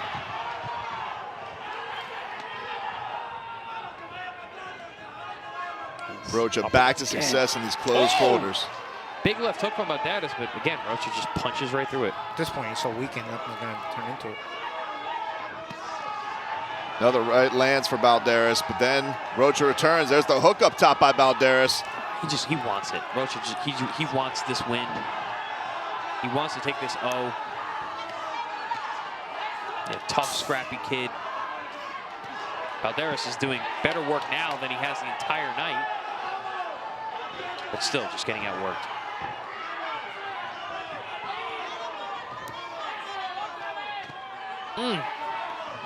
Juan Rosha right hand lands for Balderas. Where's this been all fight? Right? Best work he's done. Might as well now go for the win. Got nothing to save it for, no? Can't take the punches home with you. Oh, a stunning hook there by Balderas. Where was this earlier? Unbelievable. He Where was lands this earlier? another. Well, this is why you get the confidence. He was confident all night long. I mean, that's a slip, not a knockdown, but it was certainly one of great consequence. He's got about 90 seconds left to close this round. What is the ref doing here? Oh, she got herself involved too. She hasn't been involved all night, no? What is this break? That was way too long. Yeah, Rosha's hurt. He's being cautious for the first time tonight. Balderas needs to go for it, man. He needs to capitalize here. Just not throwing. Big overhand right misses. Balderas got about a minute left to see if he can pull out a Hail Mary. Haven't seen that left hook all night long, and then lands a beauty of a shot. Definitely have Rosha in trouble. Rosha back to it. Uppercut lands for Balderas.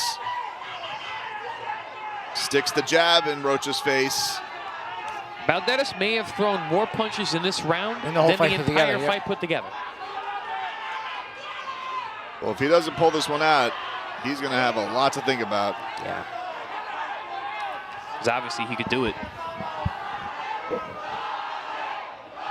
Rosha back, putting the fight on his terms. Seems like he's recovered. Crowd is super into this. Whoa. A great finish here from Rosha to try and put a cap on it. There's another hook. That lands for Balderas. Is our clock wrong? And it looks like our clock was a little bit off. It was a little messed up there with their timeout. Yeah, but that looks like we're at the end. Maybe she didn't break the clock. Yeah, we're at the end of round 8. Noe Balderas puts a thrill in it, but this night looks like it belongs to Juan Rosha. A dominant.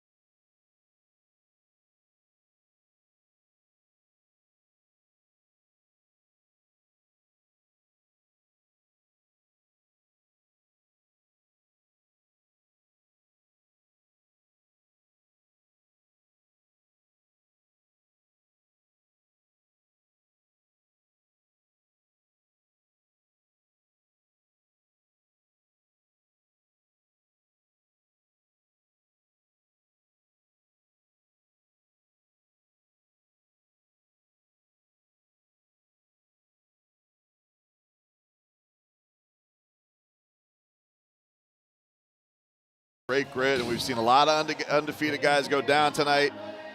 It could be on our way to another.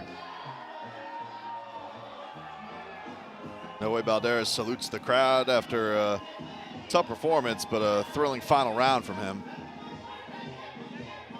And he's raising his bow. Even he knows what happened. Got our fighters at the center of the ring. Get our final tabulations here in just a second for our co-main event. It looks like Juan Rosha is about to get his 14th pro victory.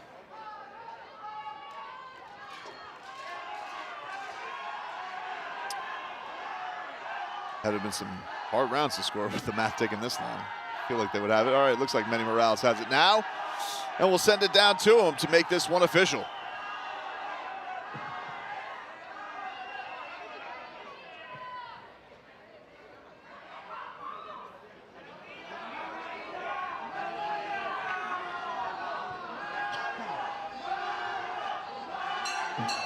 Damas y caballeros, un fuerte aplauso para estos dos valientes, verdaderos caballeros del ring por esta emocionante pelea.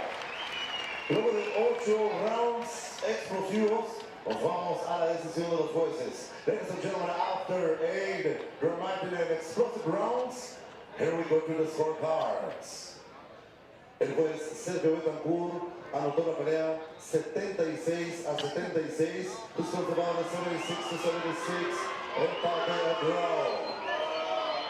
La jueza Denise Calixto anotó la pelea 78 a 74. She scores about a 78 to 74. El juez Moisés Melhem anotó la pelea 77 a 75. This was about a 77 to 75. A favor del vencedor por decisión mayoritaria, to the winner by majority decision. Y nuevo campeón super light fecondox en el new fecondox super bantamweight champion, Amador.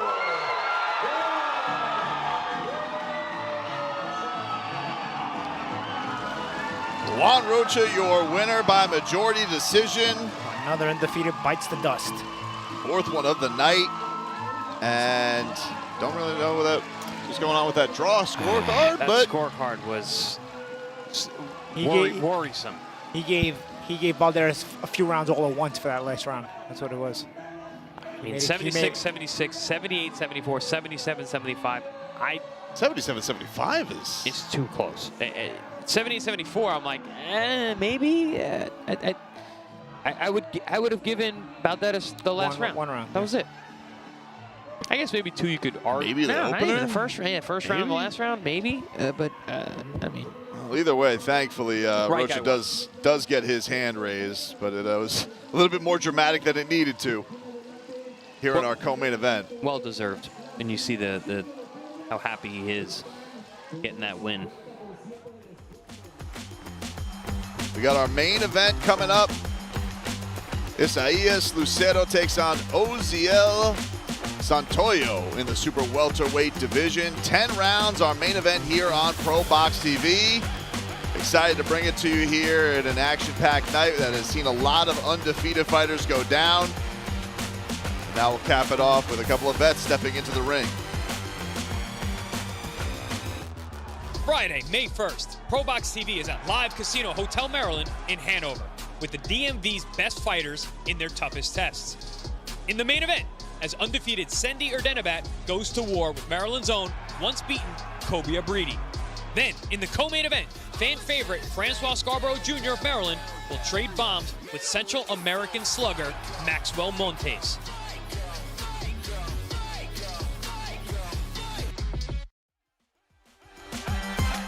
And we have that coming your way from Maryland next week. And here tonight in Mexico City, excited to bring you our main event. Isaias Lucero Jr. takes on Oziel Santoyo in the super welterweight division. 10 rounds in our main event here on ProBox TV. See these guys make their way to the ring to bring you this main event and get this action going after we get all of Juan Rocha's celebratory team out of there after he gets his belt there tonight. And our main event will be set to go here in just a few minutes with our ring walkouts. And Manny Morales will get our fighters to the ring. Getting reset tonight and seeing a lot of young guys learn a lot of lessons. Now we get to see two guys with a lot of experience go in there and see who can come away with the victory.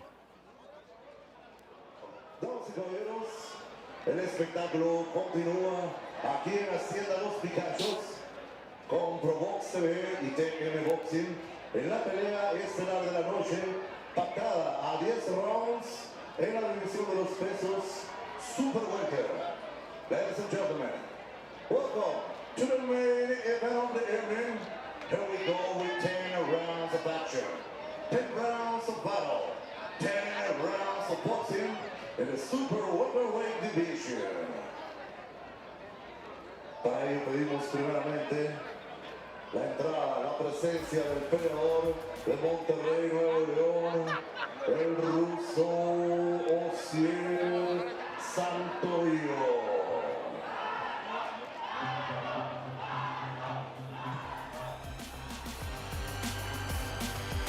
There you got Oziel.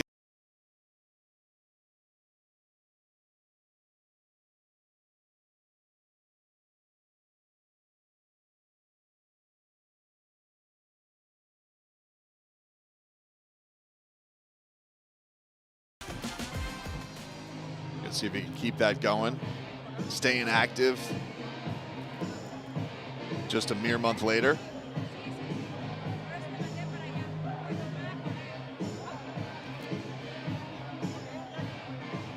There's the other half of our main event getting set to make his way.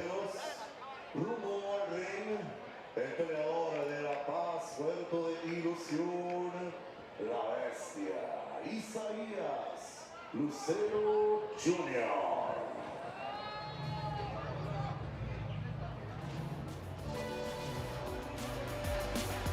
And Isaias Lucero Jr. making his way.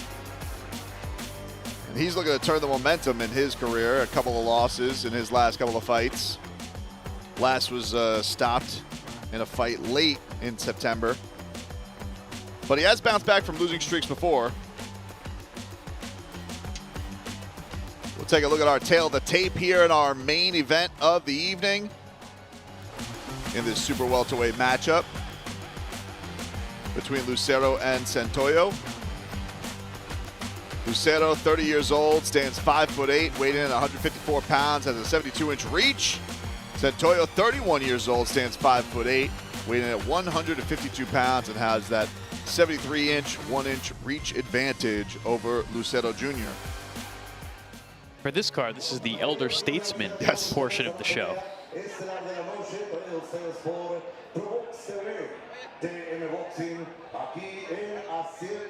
Los Picachos, damas y caballeros, en vivo desde la ciudad, patrimonio del mundo, San Miguel de Allende, Guanajuato, México, que se escuche la campana. Esta pelea pactada a 10 rounds en la división de los pesos super welter. Here we go, 10 rounds of action in the super welterweight division. Presentando de manera inicial, peleando en la esquina roja, introducing first, representing the red corner, vistiendo de morado con negro, he's wearing purple and black trunks, entrenado por, he's training by El Charro Hernández. Su récord profesional, 21 victorias, incluyendo 12 knockouts, 5 derrotas y 1 empate. Professional record, 21 victories with 12 KOs, 5 defeats with 1 draw. Damas y caballeros, traído directamente desde Apodaca, Nuevo León. Aquí está Oziel, el ruso Santoyo. Su contrincante de esta noche peleando en la esquina gris. The challenger across the ring, standing, fighting, and representing the gray corner, diciendo pantaloncillo en color verde con blanco. He's wearing red and white trunks. Entrenado por, he's training by Iván Vadillo. Su récord profesional, 19 victorias, incluyendo 13 knockouts y 4 derrotas. Professional record, 19 victories, including 13 KOs against 4 defeats. Damas y caballeros, nacido en La Paz, Puerto de Ilusión, Baja California Sur, aquí está el gran peleador, Isaias, la bestia Lucero Jr. El referee para ese encuentro, el internacional César Castañón.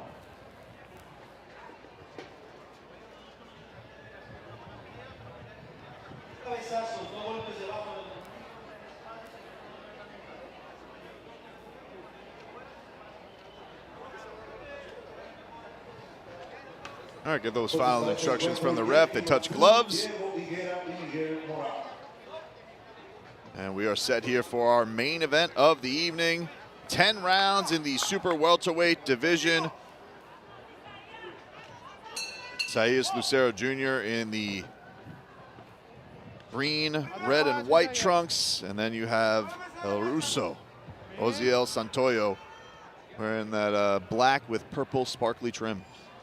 A lot of experience between these two competitors here. 24th fight for Lucero. Tú a tu pelea, Isaías. Tú a tu ritmo, tú a tu ritmo. Ya volado recto. Vamos a entrar.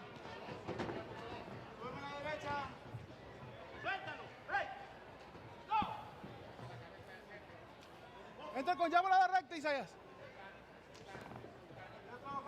Doble izquierda, ya, ahí. Push jab there by Santoyo. You got to get it more snappy. Start to risk Lucero coming over the top of that. Pero primero con el jab, abre tantito hacia enfrente ahí. Lucero's a little bit front foot heavy, so when he throws his right hand, he also falls in over his skis, right? Yeah, you can see that front foot there. Got his head over that lead foot. Makes it harder for him to turn on the right hand. When he does, he falls in. Body shot there by Santoyo.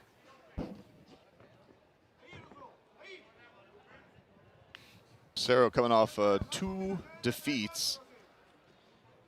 He has bounced back from losing streaks before. He had a 2-fight losing streak in his career and then bounced back with 3 KO wins before. So he's been able to turn his career around before and certainly wants to do it here tonight. He had a fight of the year type performance against Vladimir Hernandez, who is, I mean, always in great fights, 2 fights ago. And then his last fight versus Anton, who's a stud coming up prospect, really just had nothing for him. That was a very impressive performance by Anton. He was able to get the stoppage. And that was Lucero's last fight. So we come back here, trying to get back in the win column, snap that streak.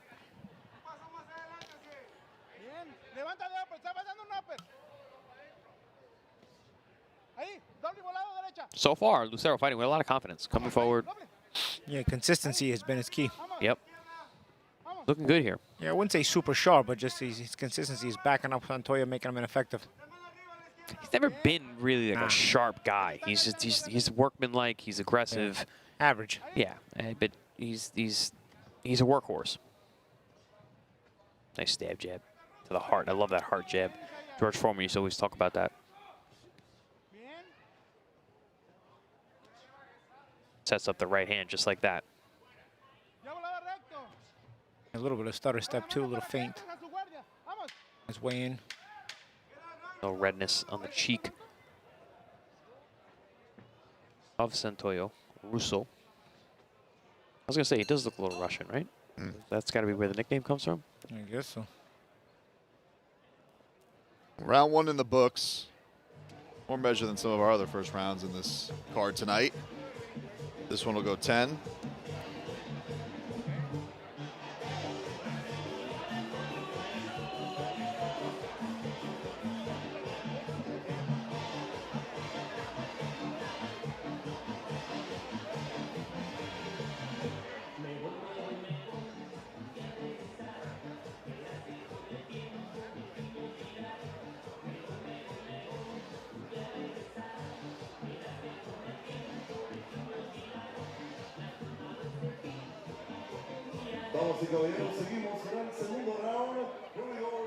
When you have a fight like that that's lacking of maybe a ton of action in that first round, what is that second round? Do you set a tone again or nothing? You don't want to force anything and have it just kind of come to you. But you guys, it wasn't too much action in between the first go. For Santoyo, he's got to get going, right? If I mean, for Lucero, you know, he did a good job pushing the pace. Again, he wasn't super sharp, but he did have control of the first round. So I think for Santoyo, it's more imperative for him to get off first here in the second round.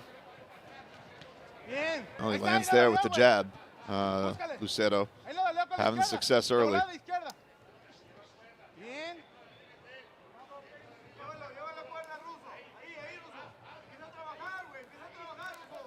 Russo, little left lands up top for him.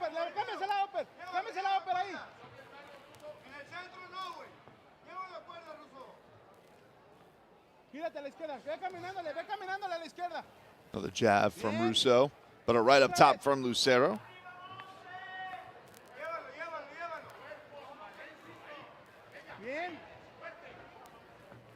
Nothing too clean yet from these guys. There's a jab that gets through from Lucero.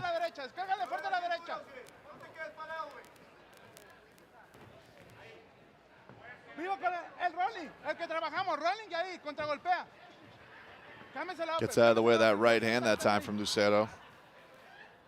Champ, you mentioned the no change of speed on fights earlier. It's seeing the same thing here. Yeah. Same gear, both guys.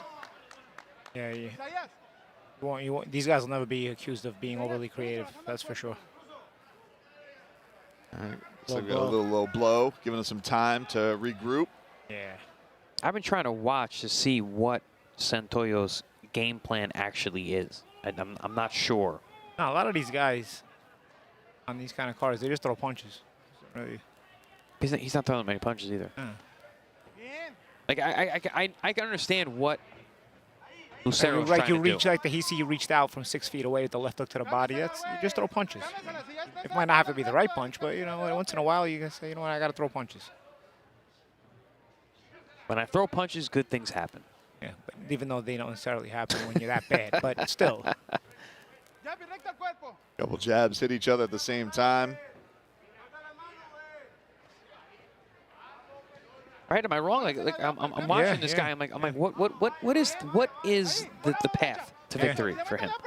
Lucero, I see. I know what he's doing. Trying to be busier.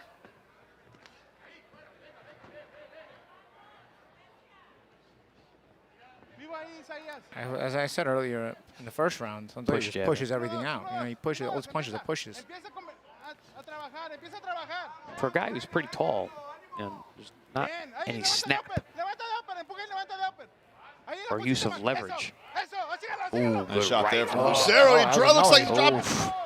Santoyo went. Well, you were looking for the path. Now there's less of a path, champ. Yeah. For Santoyo. Now there's really. Lucero has Santoyo dropped.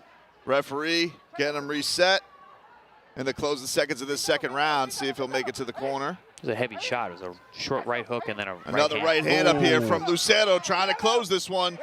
Another right lands for him. He's got Santoyo on wobbly legs, and that is the end of round number 2. Couldn't miss the right hand. Yeah. Listen, Lucero 13 KOs in his 19 wins. Not a light puncher. There's a right hook bang there on the chin, and then there's a long right there that put him down. And then that arcing right hand on the follow-up just kept landing. Boom. Yeah, arcing right hand. Boom. Arcing right hand. And Boom. one more for good measure, arcing right hand. Let's do it again. Let's do it again. That's just for good measure. Same punch every time. Yep. You would think Santoyo would realize, okay, he's throwing the same punch. He's hit me with the same shot. Smother it, move, something. Is this where Santoyo has to do something a little bit more desperate to kind of change the tide here? Hey, Santoyo probably pack up his bags, go home. What do you think? Yeah. Where's he going? Find a job? I don't know. Sign the check and head home. Yeah, I mean, where's he going?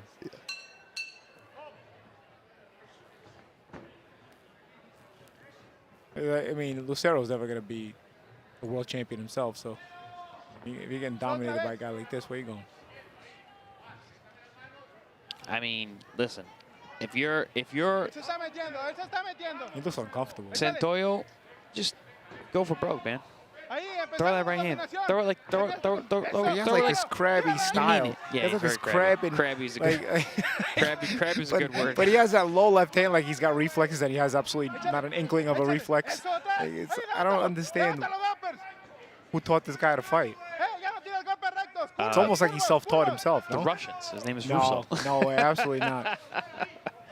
El Russo. Middle right lands. The Russians should sue him for trying to claim them. Oh, he's got him on wobbly legs. Again. A jab hurt him. Lucero with a strong first minute here in round 3. And he's not doing much. He's keeping it very workmanlike, just doing the same thing he's doing in round 1. It's just Santoyo's falling apart. Échale, Lucero. Vamos.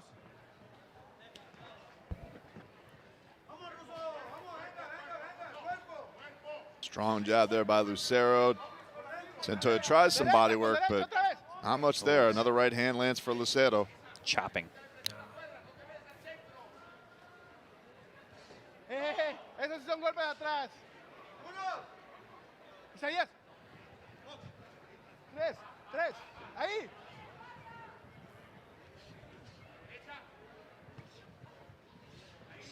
Vivo. Ahí mismo a la derecha. Ahí es donde le está entrando ahí. I would have liked to see more from Lucero here this round.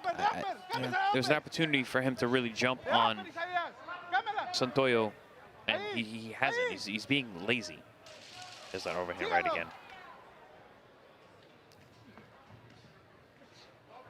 Stiff jab by Lucero, right up top by Santoyo. You can hear everything so clearly in the corner too, right? Must be crowded in there. Packed. Oh. That's a right up top by Santoyo. You know what? And Lucero responded with a headbutt. That's it. That's what you do. You gonna hit me? I'm gonna headbutt you. Yeah, there you go. Santoyo's throwing some right hands. All right, that gets the whistles going. Yeah, we got some people excited. There we go. Crowd's back into it. It's all it took was Santoyo to actually wake up and try. At least he got it earlier than Balderas did last fight. Yeah. Well, Balderas at least has a knockdown. Yeah. Right? Or almost a knockdown, right? Coming up June 5th from College Park Center, University of Texas in Arlington. Ed Vasquez stepping in.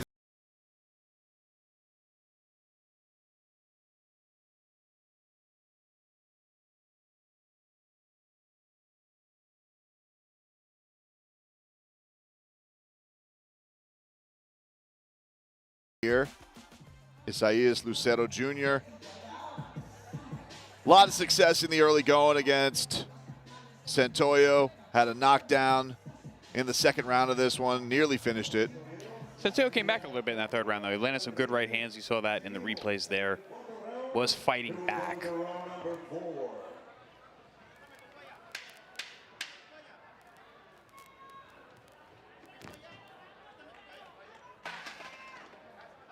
Cleaning up the corner there a little bit. Would like to see Lucero fight with a little bit of urgency. All right. Referee wiping him down, Santoyo, and now we're set to go.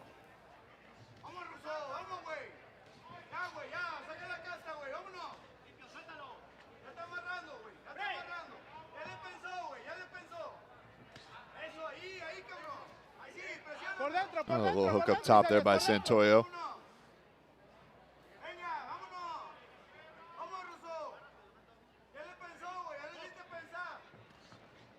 Jab gets through there for Lucero. Yeah. Santoyo probably just walked right into it, right? He was in the spot for it.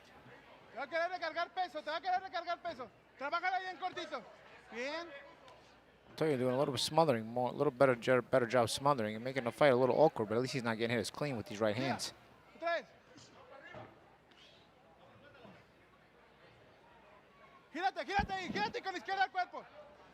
Right hand attempt by Lucero, but misses. Now it's a couple jabs there.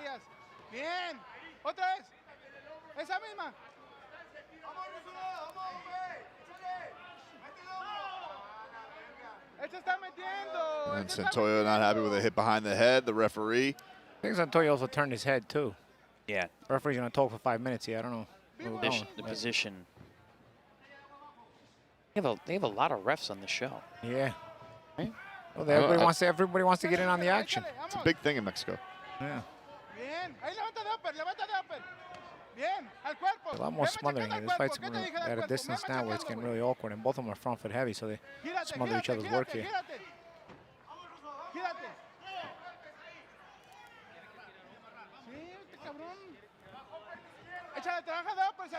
At this distance, it's going to be hard to leverage anybody's punches, although the body shots may work out a little bit. Uppercut sneaks through from Lucero, then tries the overhand right. Looks like an elbow got through there.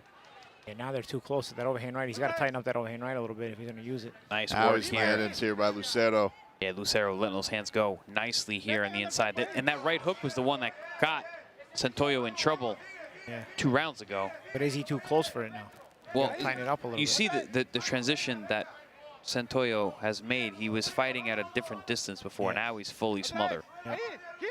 Using that shoulder to sort of stab in there. He's in survival mode. He's not. Yeah. Nice. Shoves him off and then eats a jab and a right.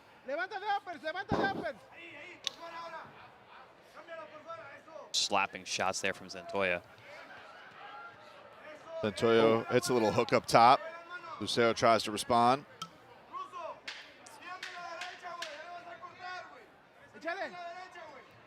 Uppercut sneaks through from Lucero.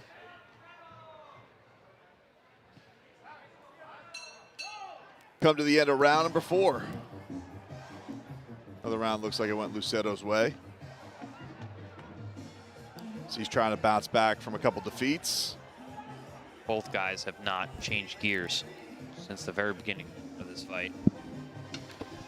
Likely because they probably only have one gear, right? Yeah, so. I mean, we've seen Lucero. He is a strictly one-gear guy, which is why he has so much trouble with Vladimir Hernandez.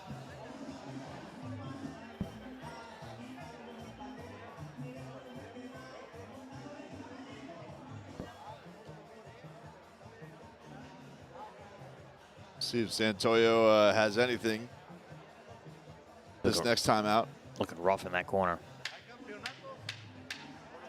Took some tough shots from close range that last round.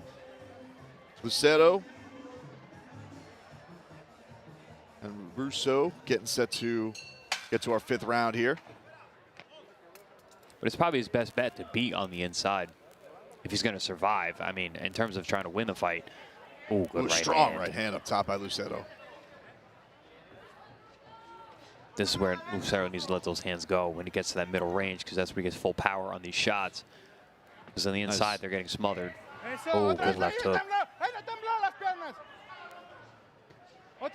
Right hand lands for Lucero. Backs up Santoyo. Uppercut lands for Lucero, then the jab in his face.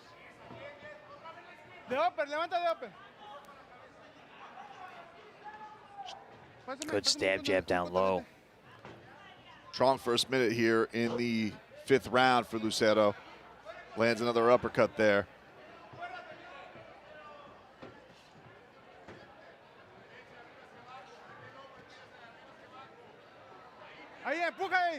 No body work from Lucero.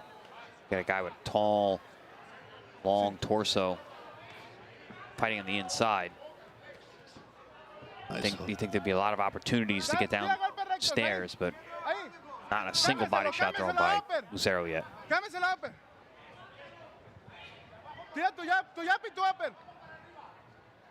Ve subiendo poco a poco, échale.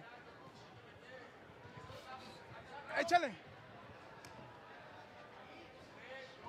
Right sneaks through there by Santoyo. But Lucero's marking up his face pretty good.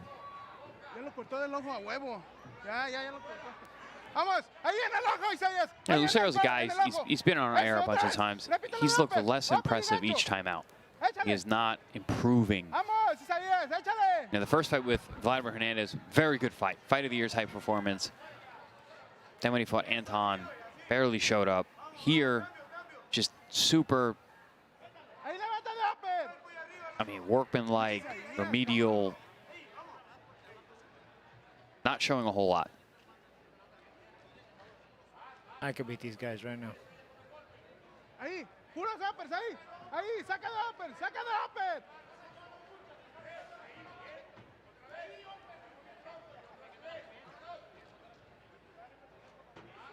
Repítela ahí, bola derecha. Again, it's just one of those fights where you're just throwing punches. It's not really a lot of thinking going on. It's like, I'm going to throw punches, and you're going to throw punches, and I'm going to throw punches. And nobody's really thinking their way through this one. No, and there's just no change of speed. There's no change up at all. No think of creating an opening, setting a trap. Does look like Santoyo's eyes getting pretty busted up. So coming up next week.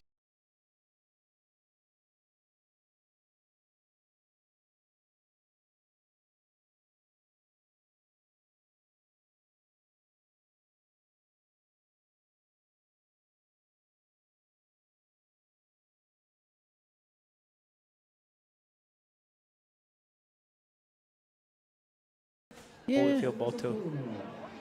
I'm trying to think, because Holyfield had a lot of different looks. Yeah, he had the hair and he was balding before he went full. That's when he wore the purple trunks when he was Evander. No, that's when he shaved his head completely. When he fought Bo the second time, he had a balding pattern on his head, not fully shaved, not a fully shaved head though. But also, he had so many different physiques. Yeah, that too. Well, Evan Fields.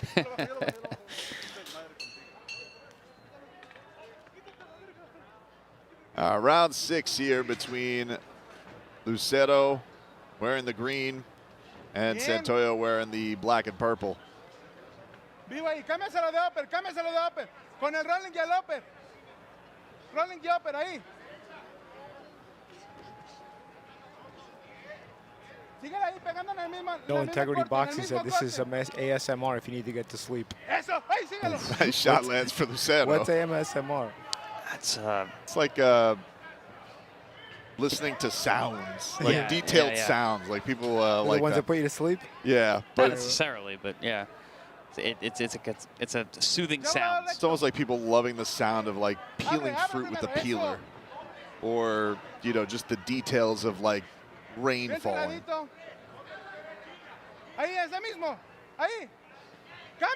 In this case, it would just be angry cornerman. Macho Gabacho says all the fights tonight look exactly the same. That's what we've been saying, right? No change of speed, no. just throwing punches for the sake of it. Yeah. And Santoyo, man, he's awkward. The way he moves, the way he reacts to punches, very, very awkward. He's the kind of guy, like, the more time you spend in the ring with him, the uglier it gets. Like, you got to get rid of a guy like this early. Like, if Lucero had knocked him out in the second round, there's nothing better he could have done for his career. Get this guy out of there. Zeller Top 3 says one of these guys should just give it up and take a fall. We almost had it in round 2, but it was at the end of the round. Good right hand lands for Lucero, then another one up against the ropes. I love how he doubles the right. When he lands that arcing right hand, that looping shot, he goes right to the next one. But Santoyo's taking them better now.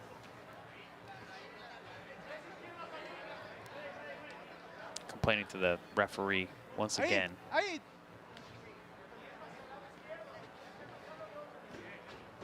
Some shots land there. Santoyo's one of those guys, he wants to get there, then jab. You got to use the jab to get you there. Not he wants to get there. That's why he runs into jabs. See? He gets there, then he wants to. Watch it. Oof, there's that chopping right hand once again. Jab for Lucero. Again, no body work from Lucero.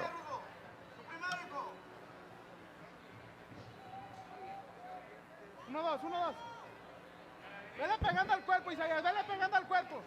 Ve mermando al cuerpo, ve mermando al cuerpo. Échale, vamos. Corner's telling him to go to the body. But Búscale el cuerpo.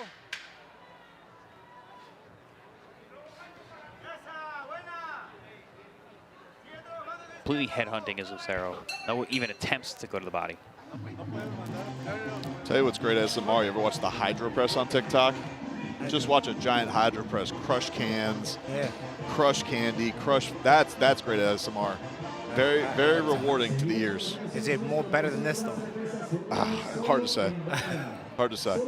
The chat is asleep at the moment. They all just... Yeah, they gave it up. We got to call the fight, but they gave it up. Maybe if we put Lucero against the Hydro. 92 says I'm out.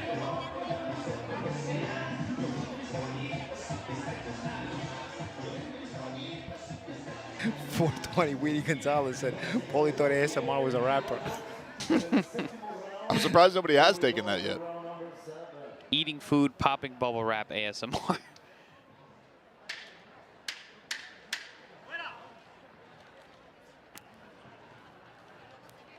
Here you get the tortoise.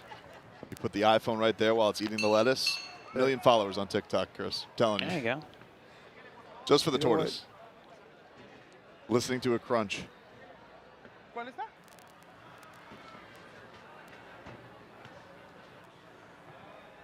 Round 7 here between Isaias Lucero Jr. Looking to bounce back from a couple losses against Oziel, Santoyo. So far, been mostly Lucero. Had a knockdown early, but it's gotten pretty awkward since. Body shot lands there for Lucero. Finally, going to the body. His corner has been screaming it for 3 rounds. Another jab to the body there. Weedy Gonzalez said, we know the ref is serious because he's got a dark gray shirt on. He's got the dark shirt on tonight. Yeah, new ref every fight. Everyone has a different uniform, too. Yeah, there is no uniform. What do you got? What's in the wardrobe? That looks like a referee outfit. As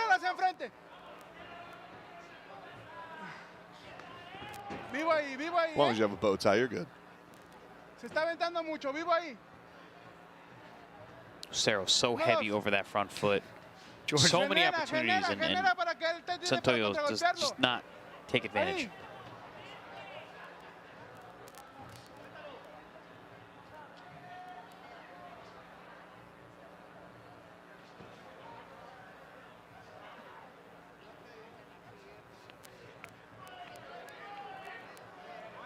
Crowd very focused there. Échale, Isaias. Con la doble So izquierda, doble focused, no izquierda y cheering. derecha, doble izquierda y Amador derecha. 785 Bien. says it's okay. We're still here. Vamos. We're glad you guys are Bien, joining this with eso. us. Oh, there's another Right. one of those right hooks Lleva from el otro Lucero. ojo, lleva el otro ojo con la izquierda. necesita Jab que gets pegues through ahí. for him. But again, Santoyo is taking the shots Ahí, better de now. voladita He's not izquierda. as shook up like he was Ahí. in round 2. Also, Lucero's a little bit more Vamos, Isaias. tired, Se right? A puede, little more cabrón. arm Échale. weary. I don't know what from. He hasn't done a whole lot. Échale, vamos. Bien, ahí está. Eso. Eso. Eso otra vez. The corner is working harder, both these guys. Ahí. Eso otra vez. Ooh, good right hand Right. again. Yep, right lands for Lucero. About 30 seconds left in the 7th round. Santoyo is fighting at a different distance now, so he's getting hit cleaner with those harder shots. 1-2, 1-2. Ahí, ahí. Ya, suelta la derecha. Eso, suelta la derecha. Right gets through ahí. from Ya Lucero. no quede. Échale, vamos, Isaias. Vamos. Trabaje. Échale, échale, This vamos. time the jab. Santoyo, not much return, if any. Ooh, cut over the eye now. Bad one. Cierra, cierra. Otra vez, otra vez. Oh, Another Otra one vez, gets échale. through. Yeah, he's marked up pretty gnarly. He's got a bad cut. Maybe his corner doesn't want to continue. Cut under the eye on the cheek, and it looks like there's one over the eye now, same side. That lead eye, the left eye.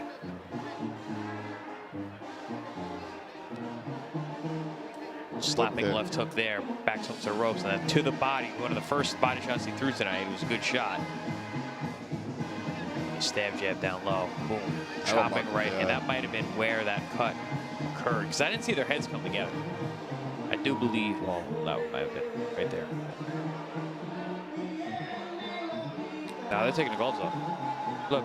Yeah. Fight's over. They're taking the gloves off. Oh. Hold it a night. Isaias Lucero looks like he's about to get this victory. He doesn't know it, though. He didn't say anything. The ref. Even the ref doesn't notice. The ref looked over and watched him get his gloves pulled off. Yep. The ref's actually telling Lucero to get ready for the next round. No, there. Oziel Santoyo takes off the gloves, and we have waved this off a stoppage after the 7th round.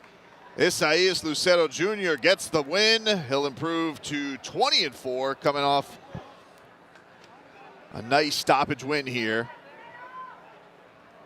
Santoyo's corner and him stop this one.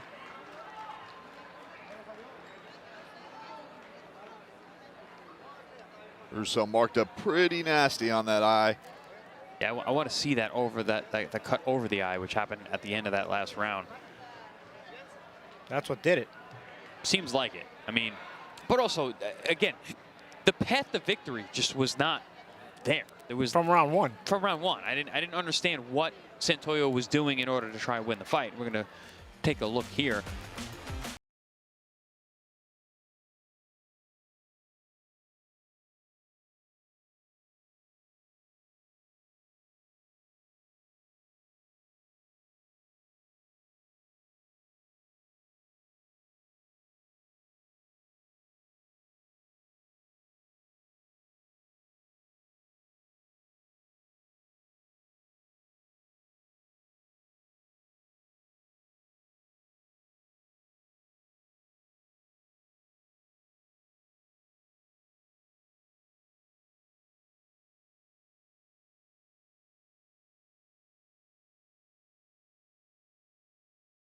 Morales to make our official decision here in our main event. After Lucero gets the gloves taken off and Santoyo gets the wraps cut off, we'll make this one official.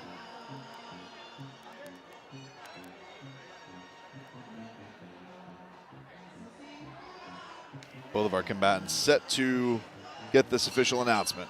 Damas y caballeros, tenemos el resultado oficial de ese combate al inicio del 8º round. Para el vencedor por nocaut técnico, ladies and gentlemen, at 10 seconds of round number 8, to the winner by TKO victory, directamente desde La Paz, Puerto de Ilusión, la Bestia Junior, Isaias Lucero.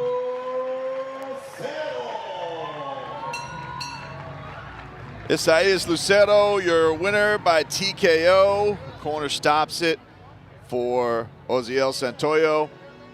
And Lucero Jr. improves to 20-4 with 14 knockouts.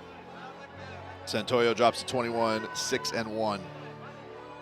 We'll see you all next week in Maryland for Erdenbat versus Breedy. Excited to have you guys there for that one. And Scarborough Jr. against Montez coming to you live from Maryland on Friday, May 1st. So looking forward to you tuning in on ProBox TV. Thank you for joining us here tonight as we got it going with a nice performance by Gustavo Enriquez with our